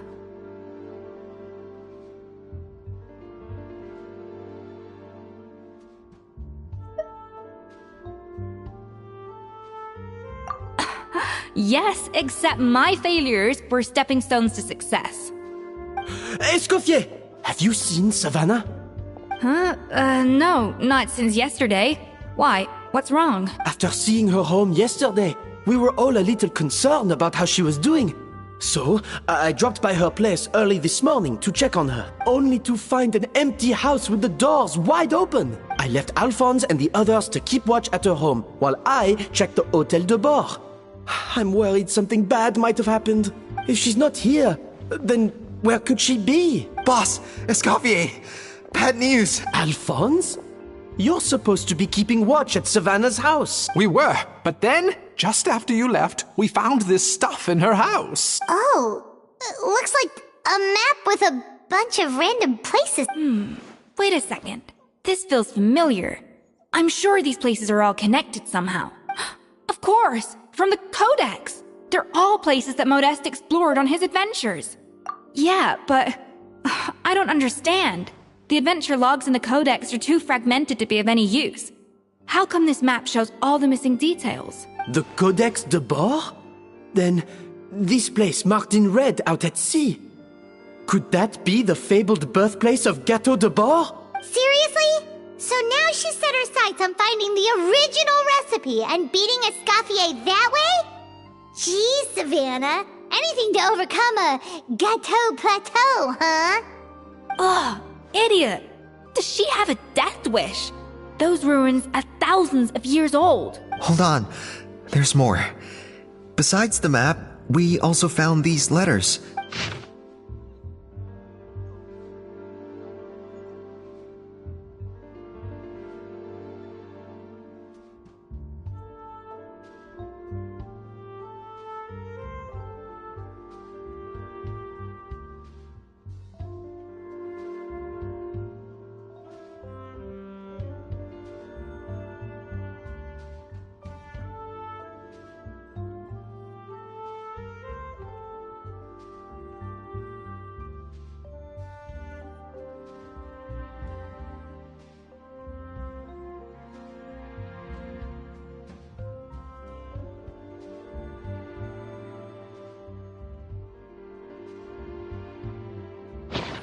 It was you.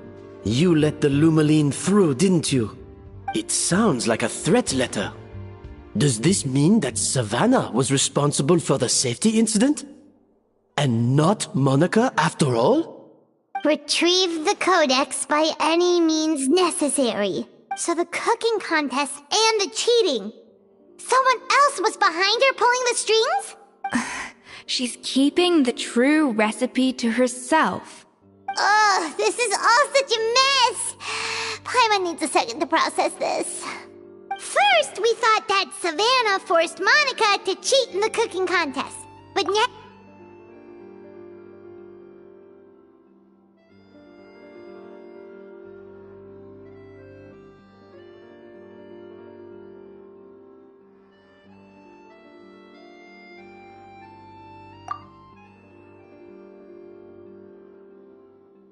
You're finally here. Of course. I should have put two and two together as soon as I read your threat letter. The food safety incident, the demand for a cooking contest, the instruction to blackmail Monica, even the suggestion that Escoffier was keeping secrets from me. It was all part of your grand plan, wasn't it, Monica?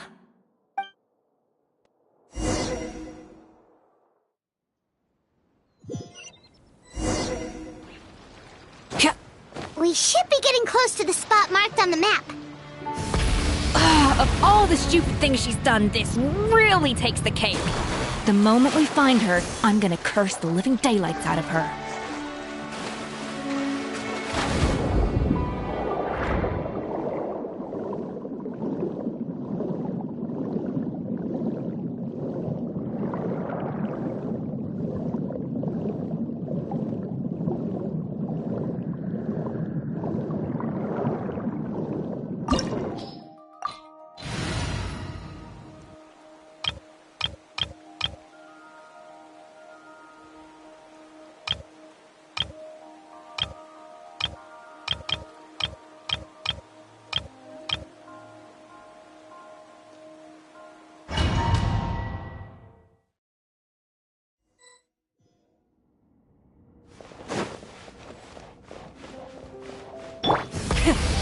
the engines!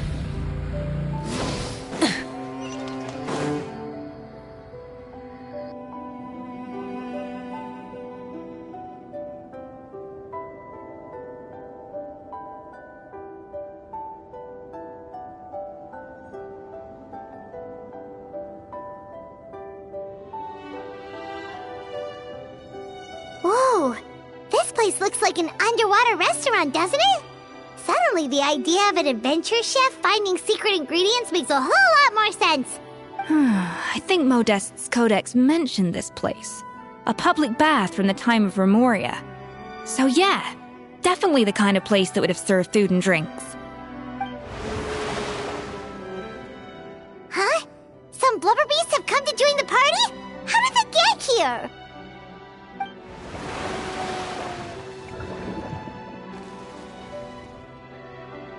Aw, they ran off!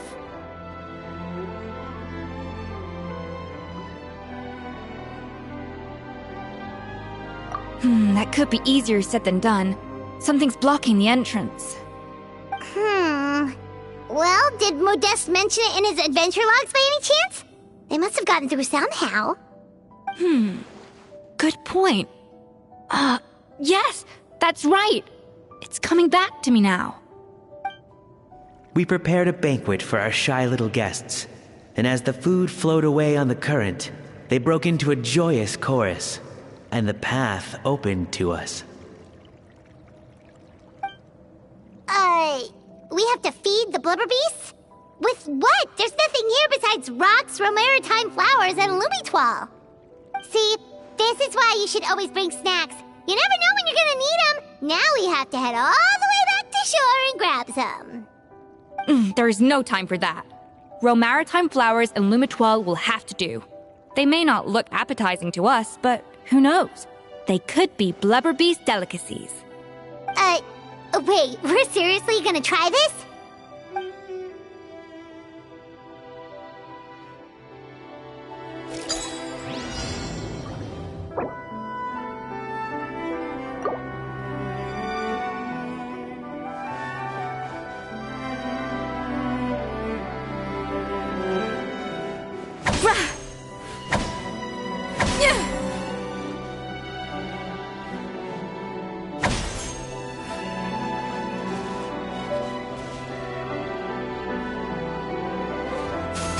Frosting!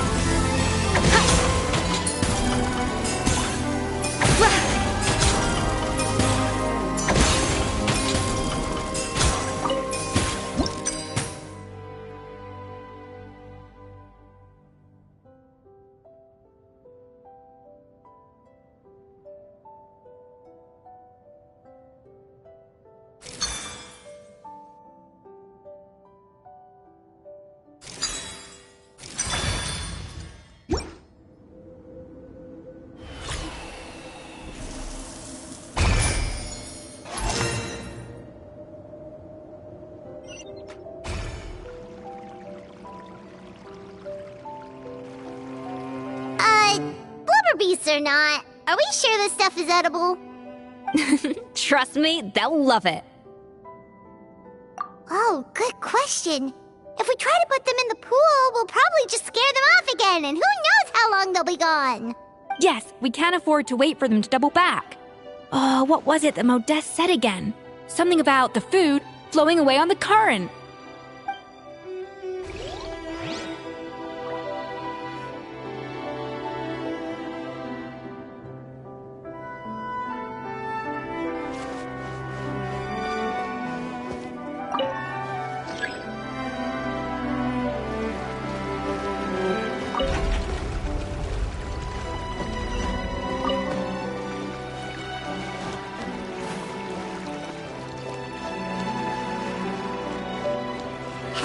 Be careful! Scare them off too much and they might not come back again.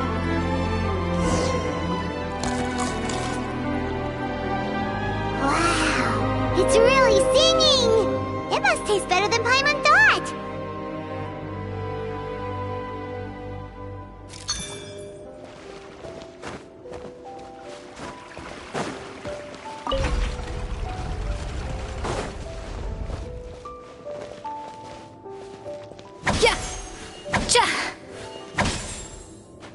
tracks turned back again. Ugh, so annoying.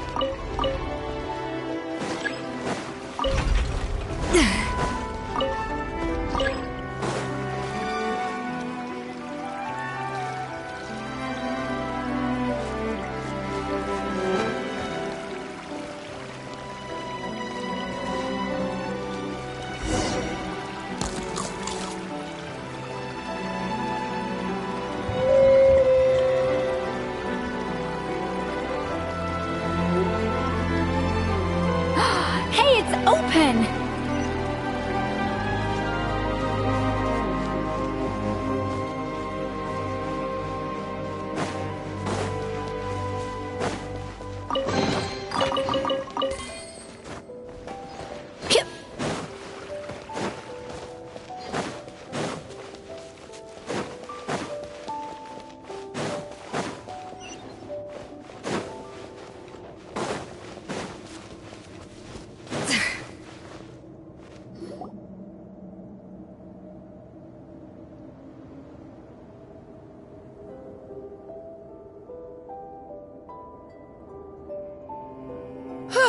Hey, give me your water. Here. I said your water, the one you just drank out of? Sure.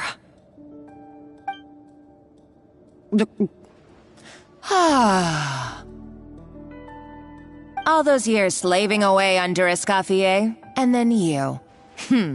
Today, it's finally paying off. Not only have I found the ruin that Savelli kept hidden, but I also get to boss you around like my little lapdog. Hey, go scout ahead for me.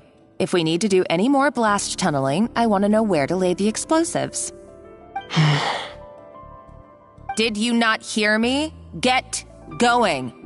Why don't you do it yourself? Oh, when did you learn to fight back? You're always so compliant when I give you instructions by letter. That's because you threatened to expose me for the Lumiline incident. I swear, if I'd known what you were planning, I'd never have... Ha! Don't be so self-righteous. Admit it, you've always been jealous of Escoffier. That's why you lapped up everything I told you. You were terrified of her finding out about your part in the Lumiline incident, and you resented the way her reputation hung over you. So you jumped at the chance to convince yourself that she was the villain, that she deliberately hid her secret recipes from you just to hold you back. It was the only excuse you needed to justify getting back at her. First, idolization, then jealousy, suspicion, and self-deception. That's what this comes down to. It was the same story with Savelli and my ancestor. He offered Modeste his friendship only to murder him out of vanity. He promised to explore the world with him, only to later destroy all records of their adventures. It's a miracle I even found this place. You have no idea the countless hours I spent piecing it all together. So you see, you're no better than Savelli. If you can't beat him, betray him, right? I am no Savelli, nor will I ever be. Oh, put a lid on it.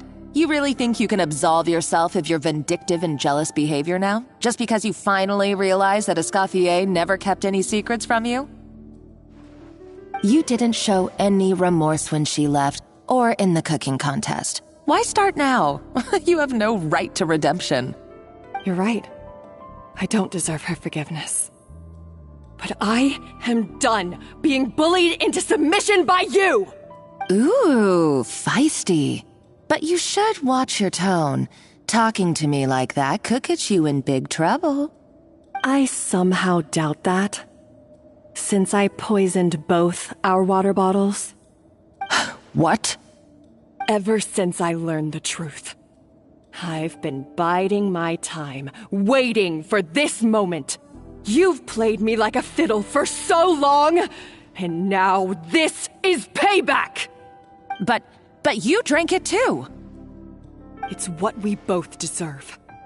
This is the price we must pay for betraying Escoffier. You'll die here with me, Monica! You.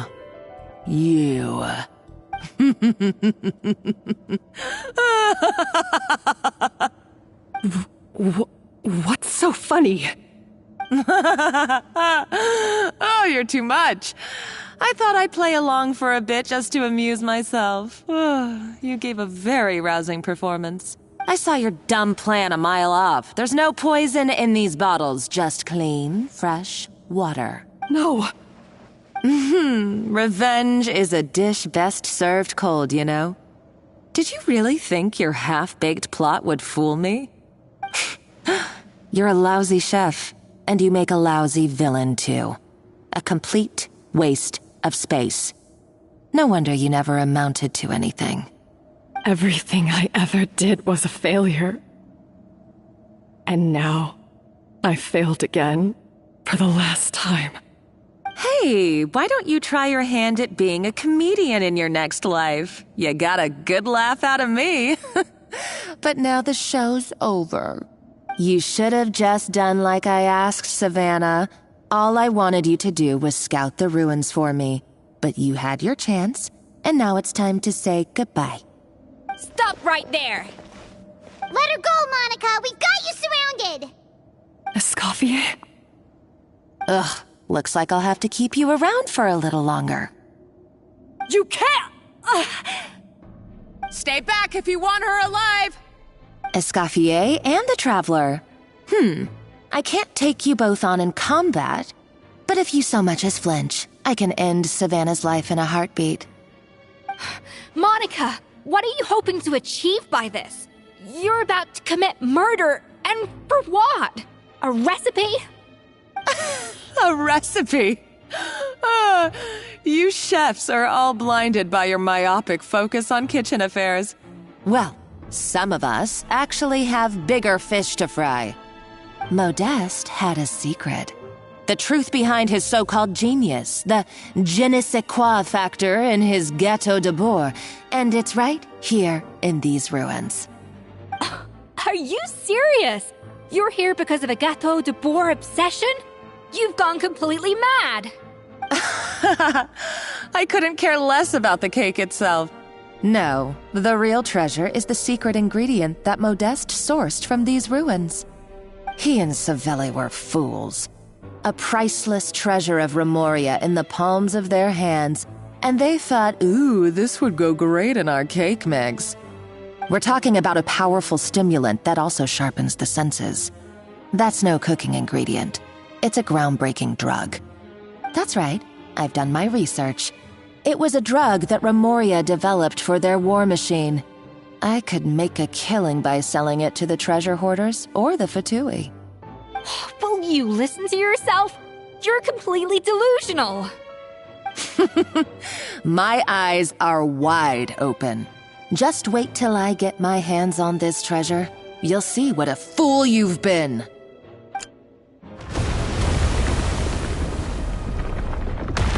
Wait, what's that sound? Just when I thought she couldn't get any crazier. She's lucky the whole place didn't collapse. Uh-oh, Savannah's gone too! Monica must have taken her. Oh, what a coward. She's only taken her hostage because she knows that she's no match for you. That's true. Even if she finds the treasure, she'll need Savannah alive if she wants to get out of here in one piece. Oh, well, our path's been blocked, so let's look for another route.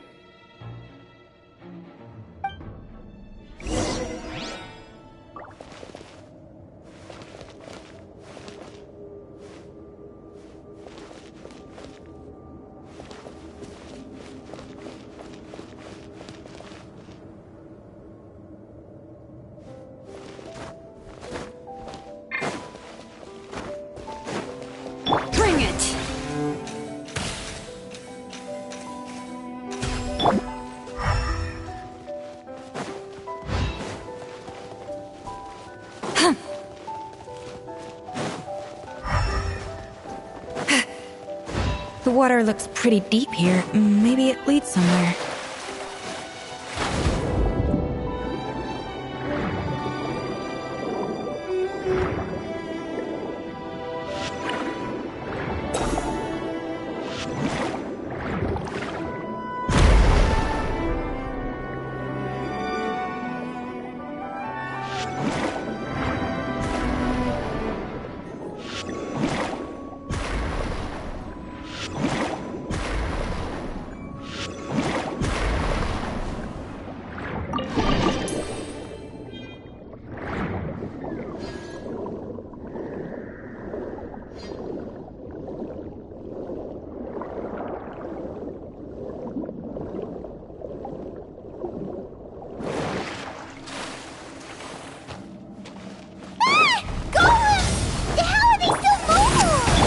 Probably awakened by the explosion sound.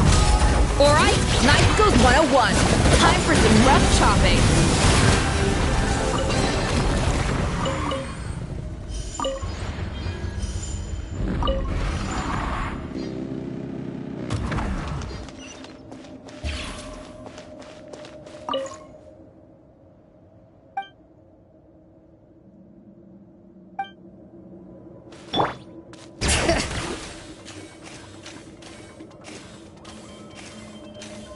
Another door?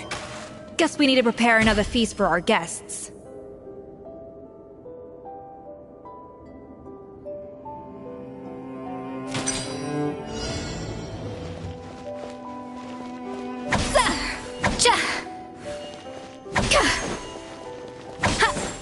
Off to the freezer!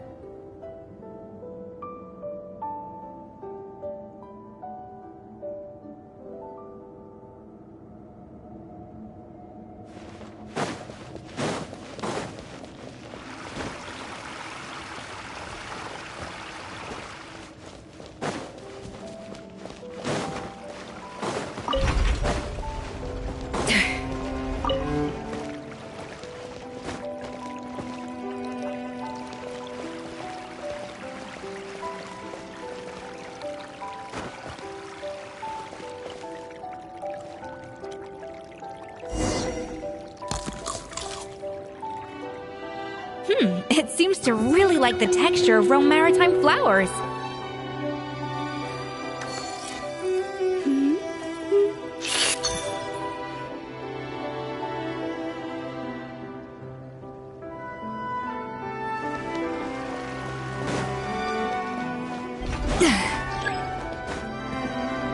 A little amuse-bouche!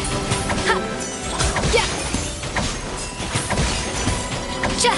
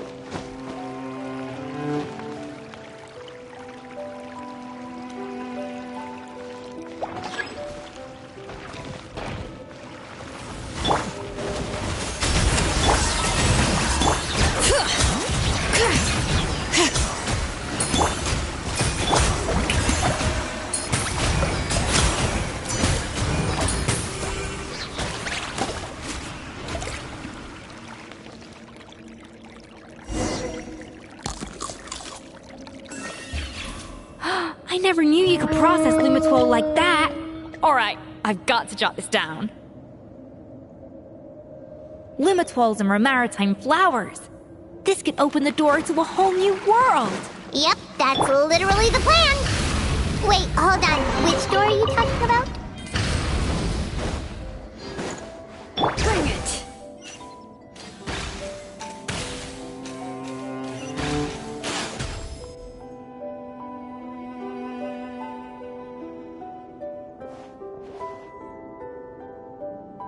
That's strange. These don't look Romorian to me. More like last century Fontaine.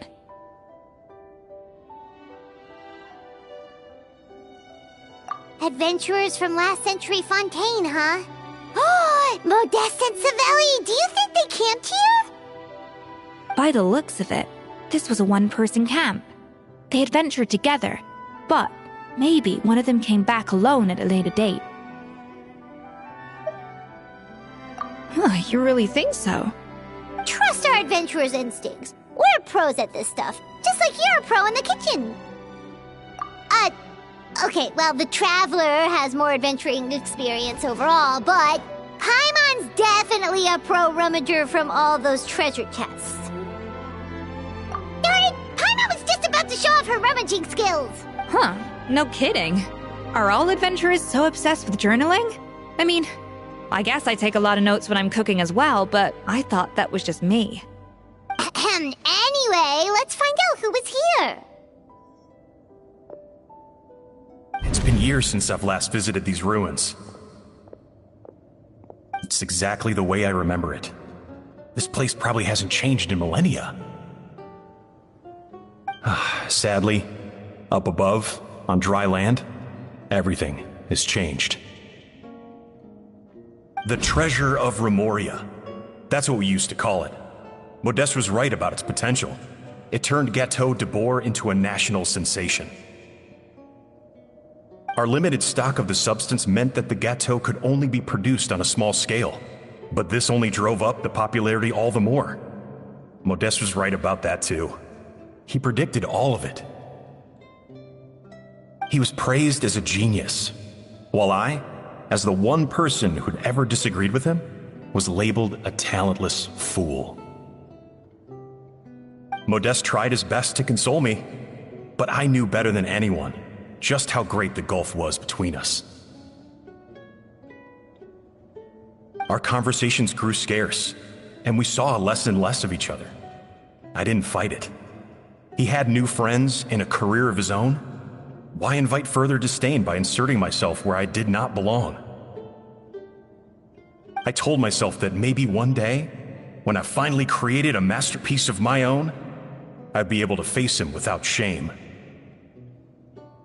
Or maybe one day, when I've put these feelings of self-loathing behind me, I'd be able to ask him with a smile on my face, how about we go on one more adventure, for old time's sake? Unfortunately, that day will never come. So it was Savelli. From the sounds of it, he came back after Modeste had already died. I always thought it was just a legend. But if it's true, then this must be the place where they found their secret ingredient, the birthplace of Gâteau de Bourg.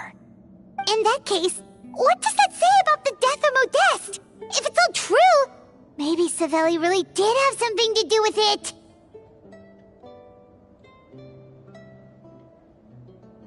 The taste of Gâteau de Bourg has changed. Modeste was convinced of this, even though everyone swore they couldn't tell. Being the perfectionist that he was, he refused to accept even the slightest flaw in his work. He stopped all sales of the product, locked himself away in the kitchen, and worked day and night, vowing to find out where he had gone wrong. But as he baked and taste tested over and over again, he found he only strayed further and further from the original taste. It was only when he was sipping on coffee one day and realized he could not taste the bitterness that the truth finally dawned on him. What had changed was not the gâteau, but his sense of taste. The treasure of Remoria stimulates the senses, taste included. and invigorates the spirit. In the short term, it offers people the ultimate gourmet experience, but in the long term, it dulls their senses entirely. In hindsight, it made perfect sense. After all, why would a culture that sought liberation from the constraints of their bodies care for the loss of their senses? But we realized it too late. We were just too late. Over the course of his many culinary experiments, Modeste exhausted the remaining supply of the treasure of Remoria. He consumed it all himself. The finest culinary talent of his generation now faced a future in which he would never be able to taste anything ever again. Finally, in despair, he took his own life. And because we had become estranged, I cannot be there to stop him, to offer some words of comfort, or even to say goodbye. Yet despite everything, he sent me his final letter. The treasure of Remoria? Guess Monica was really onto something. It really was a kind of drug. So, Modeste chose to end his own life. Then, why all the rumors that Savelli murdered him? Also, neither the Codex nor any other contemporary records make any mention of the treasure of Remoria. It's almost as if someone deliberately erased it from history. Modeste told me everything in his final letter. His was a tale of how even a genius could fail, and how much more devastating it is when it happens. Did he hope I would gain some personal catharsis from knowing the truth? Or maybe he wished for me to warn the public about the dangers of Gâteau de Bourg, proving that I had been right all along. But if the public ever learned how Modeste's greatest triumph became his undoing, his fall from grace would be swift and merciless. 1 minute a genius, the next a joke. It would surely spell the end for his restaurant, too. What would be his legacy then? How would future generations view everything we built together? I fear the scorn I have faced these last years would pale in comparison to the scorn shown to him by the history books. I cannot let that come to pass. I will do what I must to protect his name. It will mean tampering with his notes to remove the damning details, leaving mere fragments of our story behind.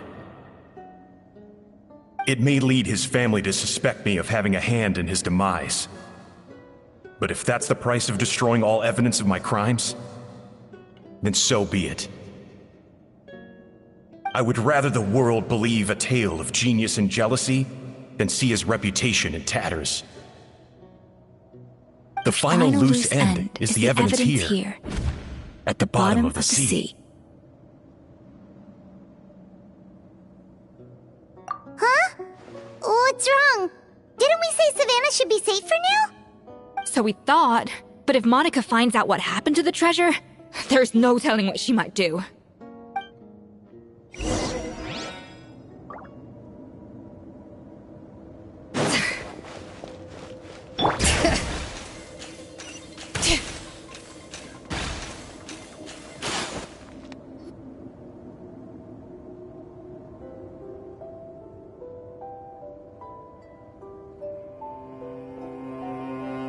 The treasure of Remoria.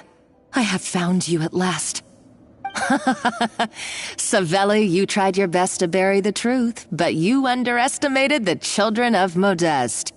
Some fragments of his diary escaped your clutches, and we have held on to them for generations. But I have to thank you too, Savannah. Without your help retrieving the Codex, and with it the last piece of the puzzle, I may never have found this place. But now, finally, the secret to Remoria's military might is within my grasp. The treasure of Remoria is mine! Oh. It's empty. It's empty? Monica? Oh, we were seconds too late. Escoffier? What's the deal with that jar? Savelli's final act! He wanted to conceal the secret of the treasure forevermore and make sure it would never harm anyone again. So he came here after his friend's death and destroyed every last shred that remained. This can't be happening. All the years I spent piecing together the truth. All my painstaking planning. All that for an empty jar? Monica, don't do anything stupid. This ruin is more dangerous than you realize. Oh, shut your pie hole! Praise be to Lord Remus. You barbarian shall be slain.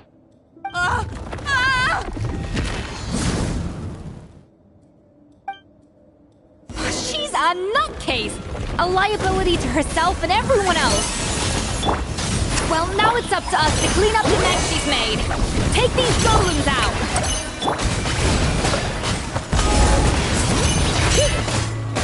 Pyroclastic surge!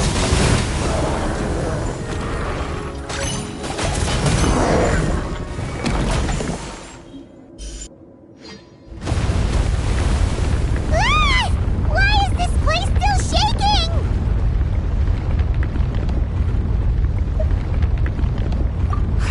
Either way, it's all her fault. Enough chit-chat. Let's get out of here, Traveler Escoffier, come on! Okay, I'm coming. Oh, no you don't. If I can't get what I want, neither will any of you. I've got nothing to show for my life's work so far. But if I can take another so-called genius down with me in my final moment, then it was all worth it. You're a psycho!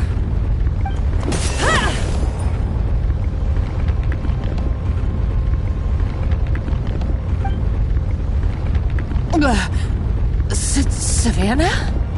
Oh, when did you wake up?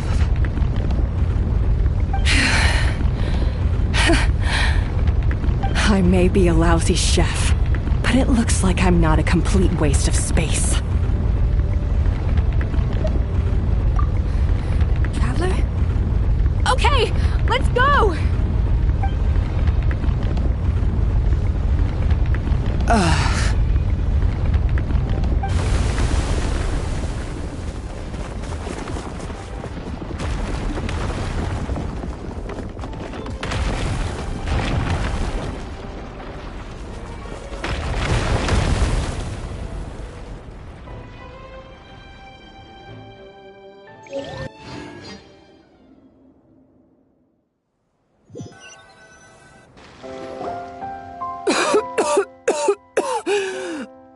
Escoffier! Savannah! Traveler! And Paimon! Venejem! What are you all doing here? What did you expect us to do? Stay at the restaurant and sit on our merry derrieres while the Traveler and Escoffier were out here risking their lives? We had to do something, even though that something ended up being, well, waiting for you here instead. I don't deserve any of you. And I certainly don't deserve to be your head chef. It was my fault Escoffier had to leave. Then I couldn't live up to her standards. I acted like a tyrant in the kitchen. And now I almost got myself killed. Come back, Escoffier. Come and be our head chef again. I'll never be able to replace you. Okay, so everything I said to you the day I left, it just went in one ear and out the other? Huh? Sorry, I was kinda in my own head at the time. All I could think about was the Lumiline situation. What was it you said again? Forget it. It doesn't matter. Anyway, I didn't leave this job because of you. And you're not nearly as awful a chef as you think. If you were that bad, why would all your staff show up here for you? Escoffier's right. Sure, you nitpick our work and get us to do things over a lot. But when it comes down to it, You're the one who's always doing whatever it takes to make sure the customers get served on time, every time.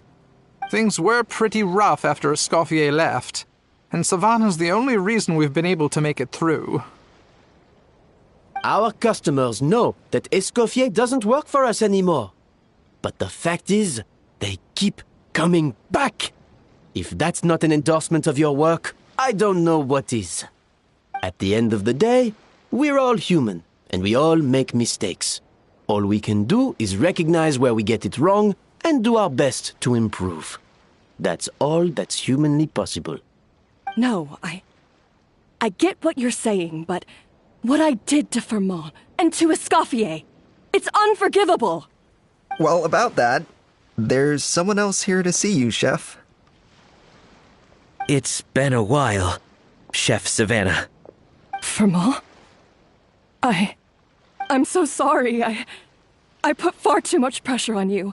And the way I stubbornly refused to go and see you after you fell ill. There's no excuse. But I'm too late, aren't I? The damage is done. I heard that you can't even hold a kitchen knife anymore. Actually, I think I'm going to be just fine. Huh? We thought Firmin's problem was purely psychological in nature. But after the threat letter came to light, it got Firmin thinking. And then he remembered the tea that Monica used to give him every night. And as it turns out, she was lacing it with Lumaline the whole time. No way! Doesn't that cause nerve damage? It can. High doses pose a risk of serious nervous and sensory complications.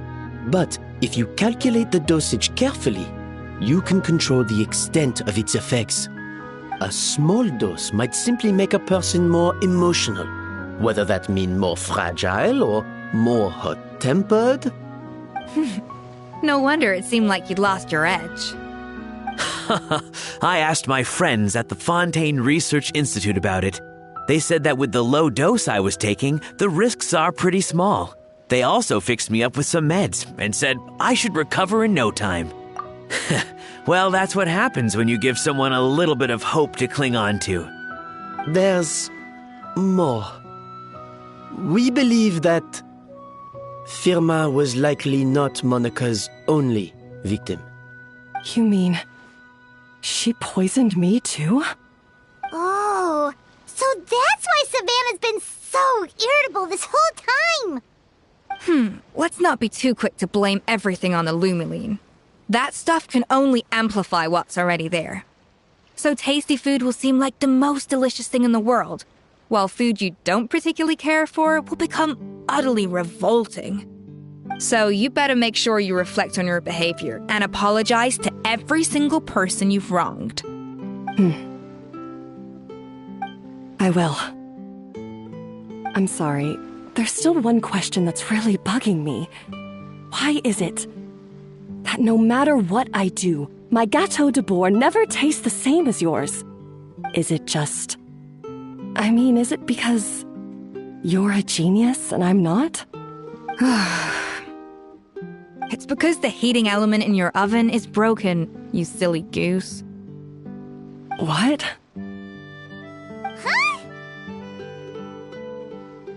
I felt like something was off during the cooking contest.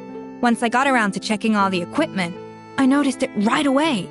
There was a half-degree discrepancy between the temperature setting and the actual temperature. All the ovens in the whole kitchen had the same problem, which confused me at the time, but by this point, it's pretty obvious that Monica must have tampered with them. I would have figured it out the day of the bake-off, since the issue affected both our teams. But of course, Monica sabotaged mine so that could never happen. No. I spent so long trying to find out where I was going wrong, and then you pinpoint the problem in just one night? It all comes back to one simple, undeniable truth. You're a genius, and I'm just plain old Savannah. Oh, cut it out! Stop the woe is me act for a second and just think. I came up with this recipe. You don't think that might have something to do with it? Do you know how long I spent perfecting my Gâteau de Bourg? 3 years! 3 whole years! I know this dish inside out, back to front and upside down. And you've been head chef now for what, 6 months? If that? A couple hundred failed attempts, and you're gonna throw in the kitchen towel and declare you'll never be successful because you're not a genius. You clearly have no idea how many kitchen failures I've had under my belt, or just how long it took me to finally get my recipe to a level I was satisfied with. Genius or not, everyone makes mistakes. Modeste did, Savelli did, everyone does. You're only a lousy chef if you don't face up to your mistakes, learn from them, and then keep chipping away until you crack the problem once and for all. Surely you haven't forgotten all that. You were no lousy chef back when I handed you the reins. I haven't forgotten. And I'll make sure I never do. That's our head chef. Ha ha! Sounds like we won't need another changing of the guard in the Hôtel de Bord kitchen anytime soon. Huzzah! Aw, what a perfect ending to a crazy journey. Look how happy everyone is. So you got your mojo back now? Yeah. Thanks to you, Escoffier. In fact, no. Thanks to all of you. Aw, friends again. So nice to see them finally settle their beef.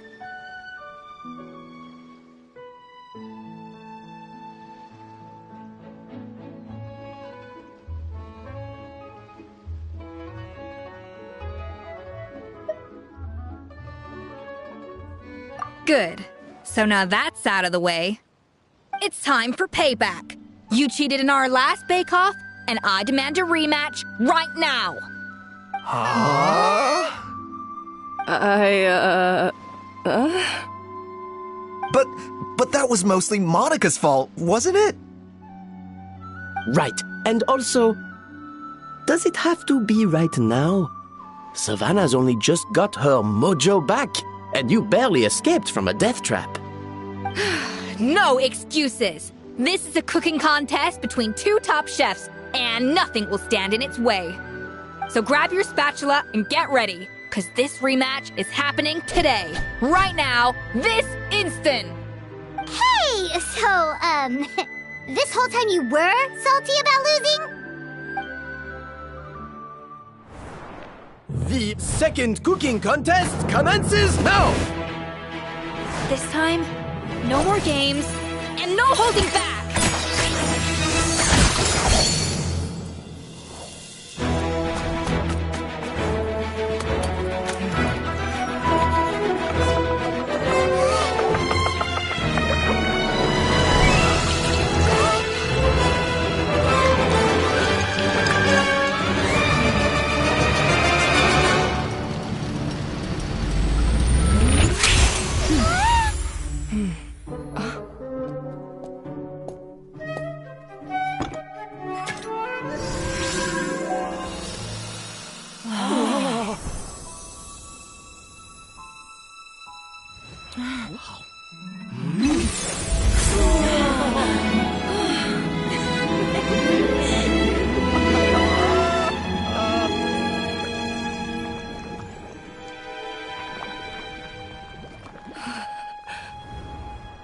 I feel like I don't have the right to be here. Hey, what are you so afraid of? You can't unbake it now. And if you don't serve it, then good or bad, you'll never find out how to improve. If you're too scared to fail, you'll never know what real success tastes like. So? Embrace your failure. Taste it. Digest it. That's the way to success. I don't know. Sounds like it's easier said than done. I'll do it.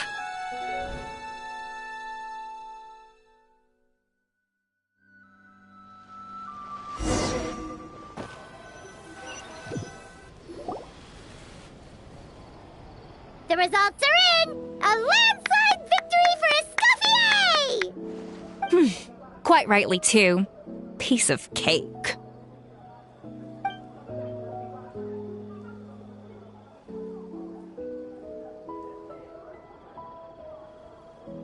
Oh yeah, look at that! Savannah looks pretty chipper too, considering she lost.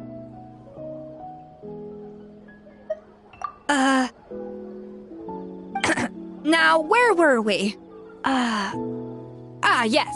Do you have any more questions for me after everything that's happened? I thought Navia would have filled you in. And actually, I said all this to Savannah before I left. Although, as we saw, I don't think any of it sank in. I had 2 reasons for leaving. One was the food safety incident, of course, but the other was that the Hotel de Boer had reached a point where it didn't need me anymore. So I decided to step down and look for new opportunities to improve myself. Improve how? Well, a while back, I got to know a fellow chef from Liyue, and in her, I saw so many new possibilities. She has that same adventurous spirit that Modeste and Sibeli had in their youth. Slime mucus, lizard tails. With her, nothing's off the table. There's a whole world of new flavors out there waiting to be explored, hiding away in ingredients we overlook. Case in point, remember those Romaritime flowers down in the ruins? I used them in the cooking contest just now. Did you taste the difference? What? Paimon didn't notice at all. Half of the art of cooking is dissecting the recipes of previous chefs and figuring out the exact constellation of elements that gave their work its signature taste. And the other half, it lies in freeing yourself from the confines of the kitchen. You've got to go out and explore the endless possibilities out there. Uh-oh. Paimon's suddenly not sure she wants to try your cooking anymore.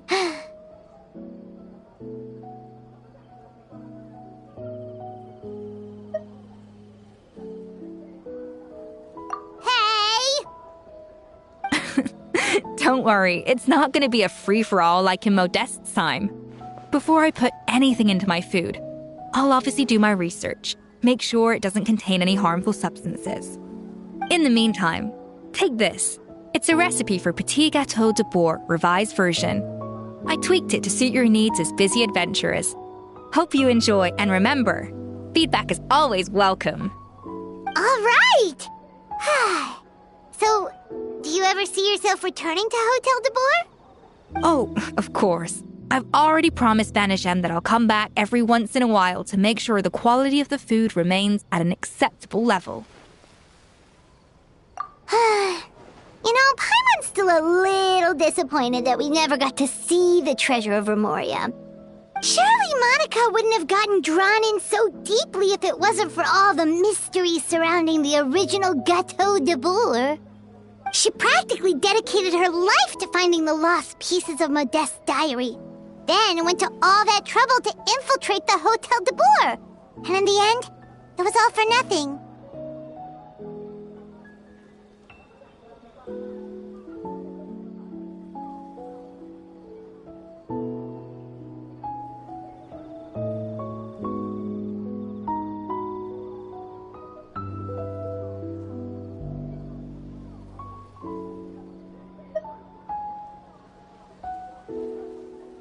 Since you mentioned the treasure, between Modeste's writings and what we saw in those ruins, I think I may have figured out the truth.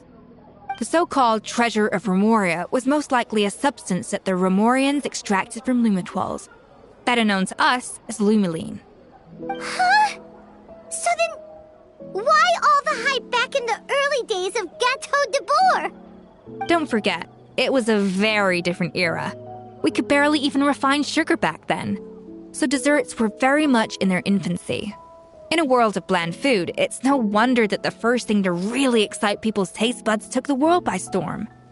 And as for the Lumiline, it may well have been somewhat valuable in ancient times. But these days, it's just another drug from the Fontaine Research Institute. Even if Sibeli hadn't destroyed it all, I doubt it would be worth that much these days.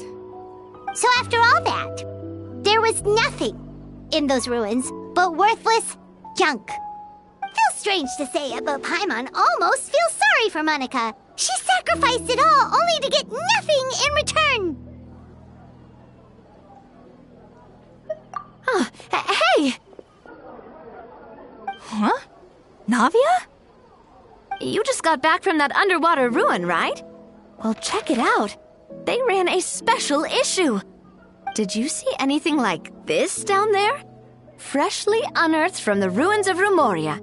A magnificent jar thought to be over 1,000 years old. Experts say it has immense artistic and historical value. It could be worth an absolute fortune. Wait, isn't that the jar they used to hold the treasure? If only it was still in one piece. Some butterfingers must have dropped it or something. Ugh, it's such a shame.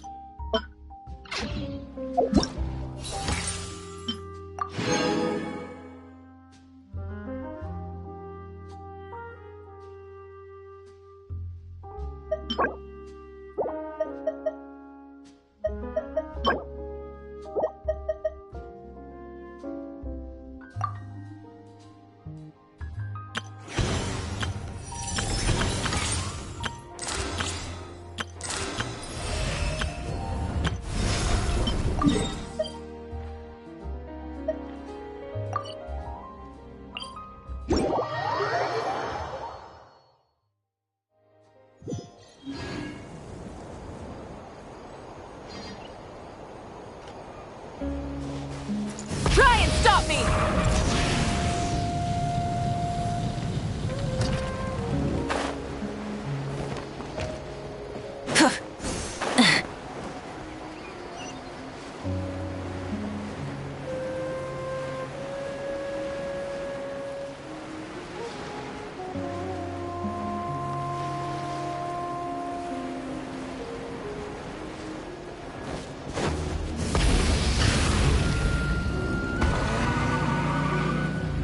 All right.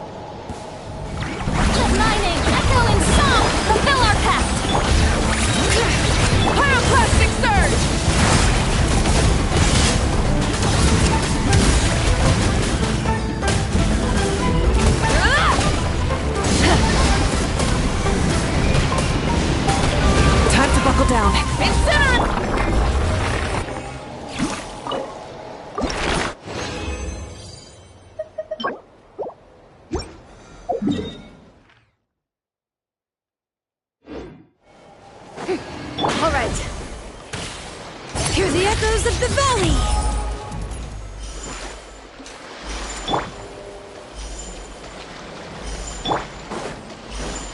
Let's ride!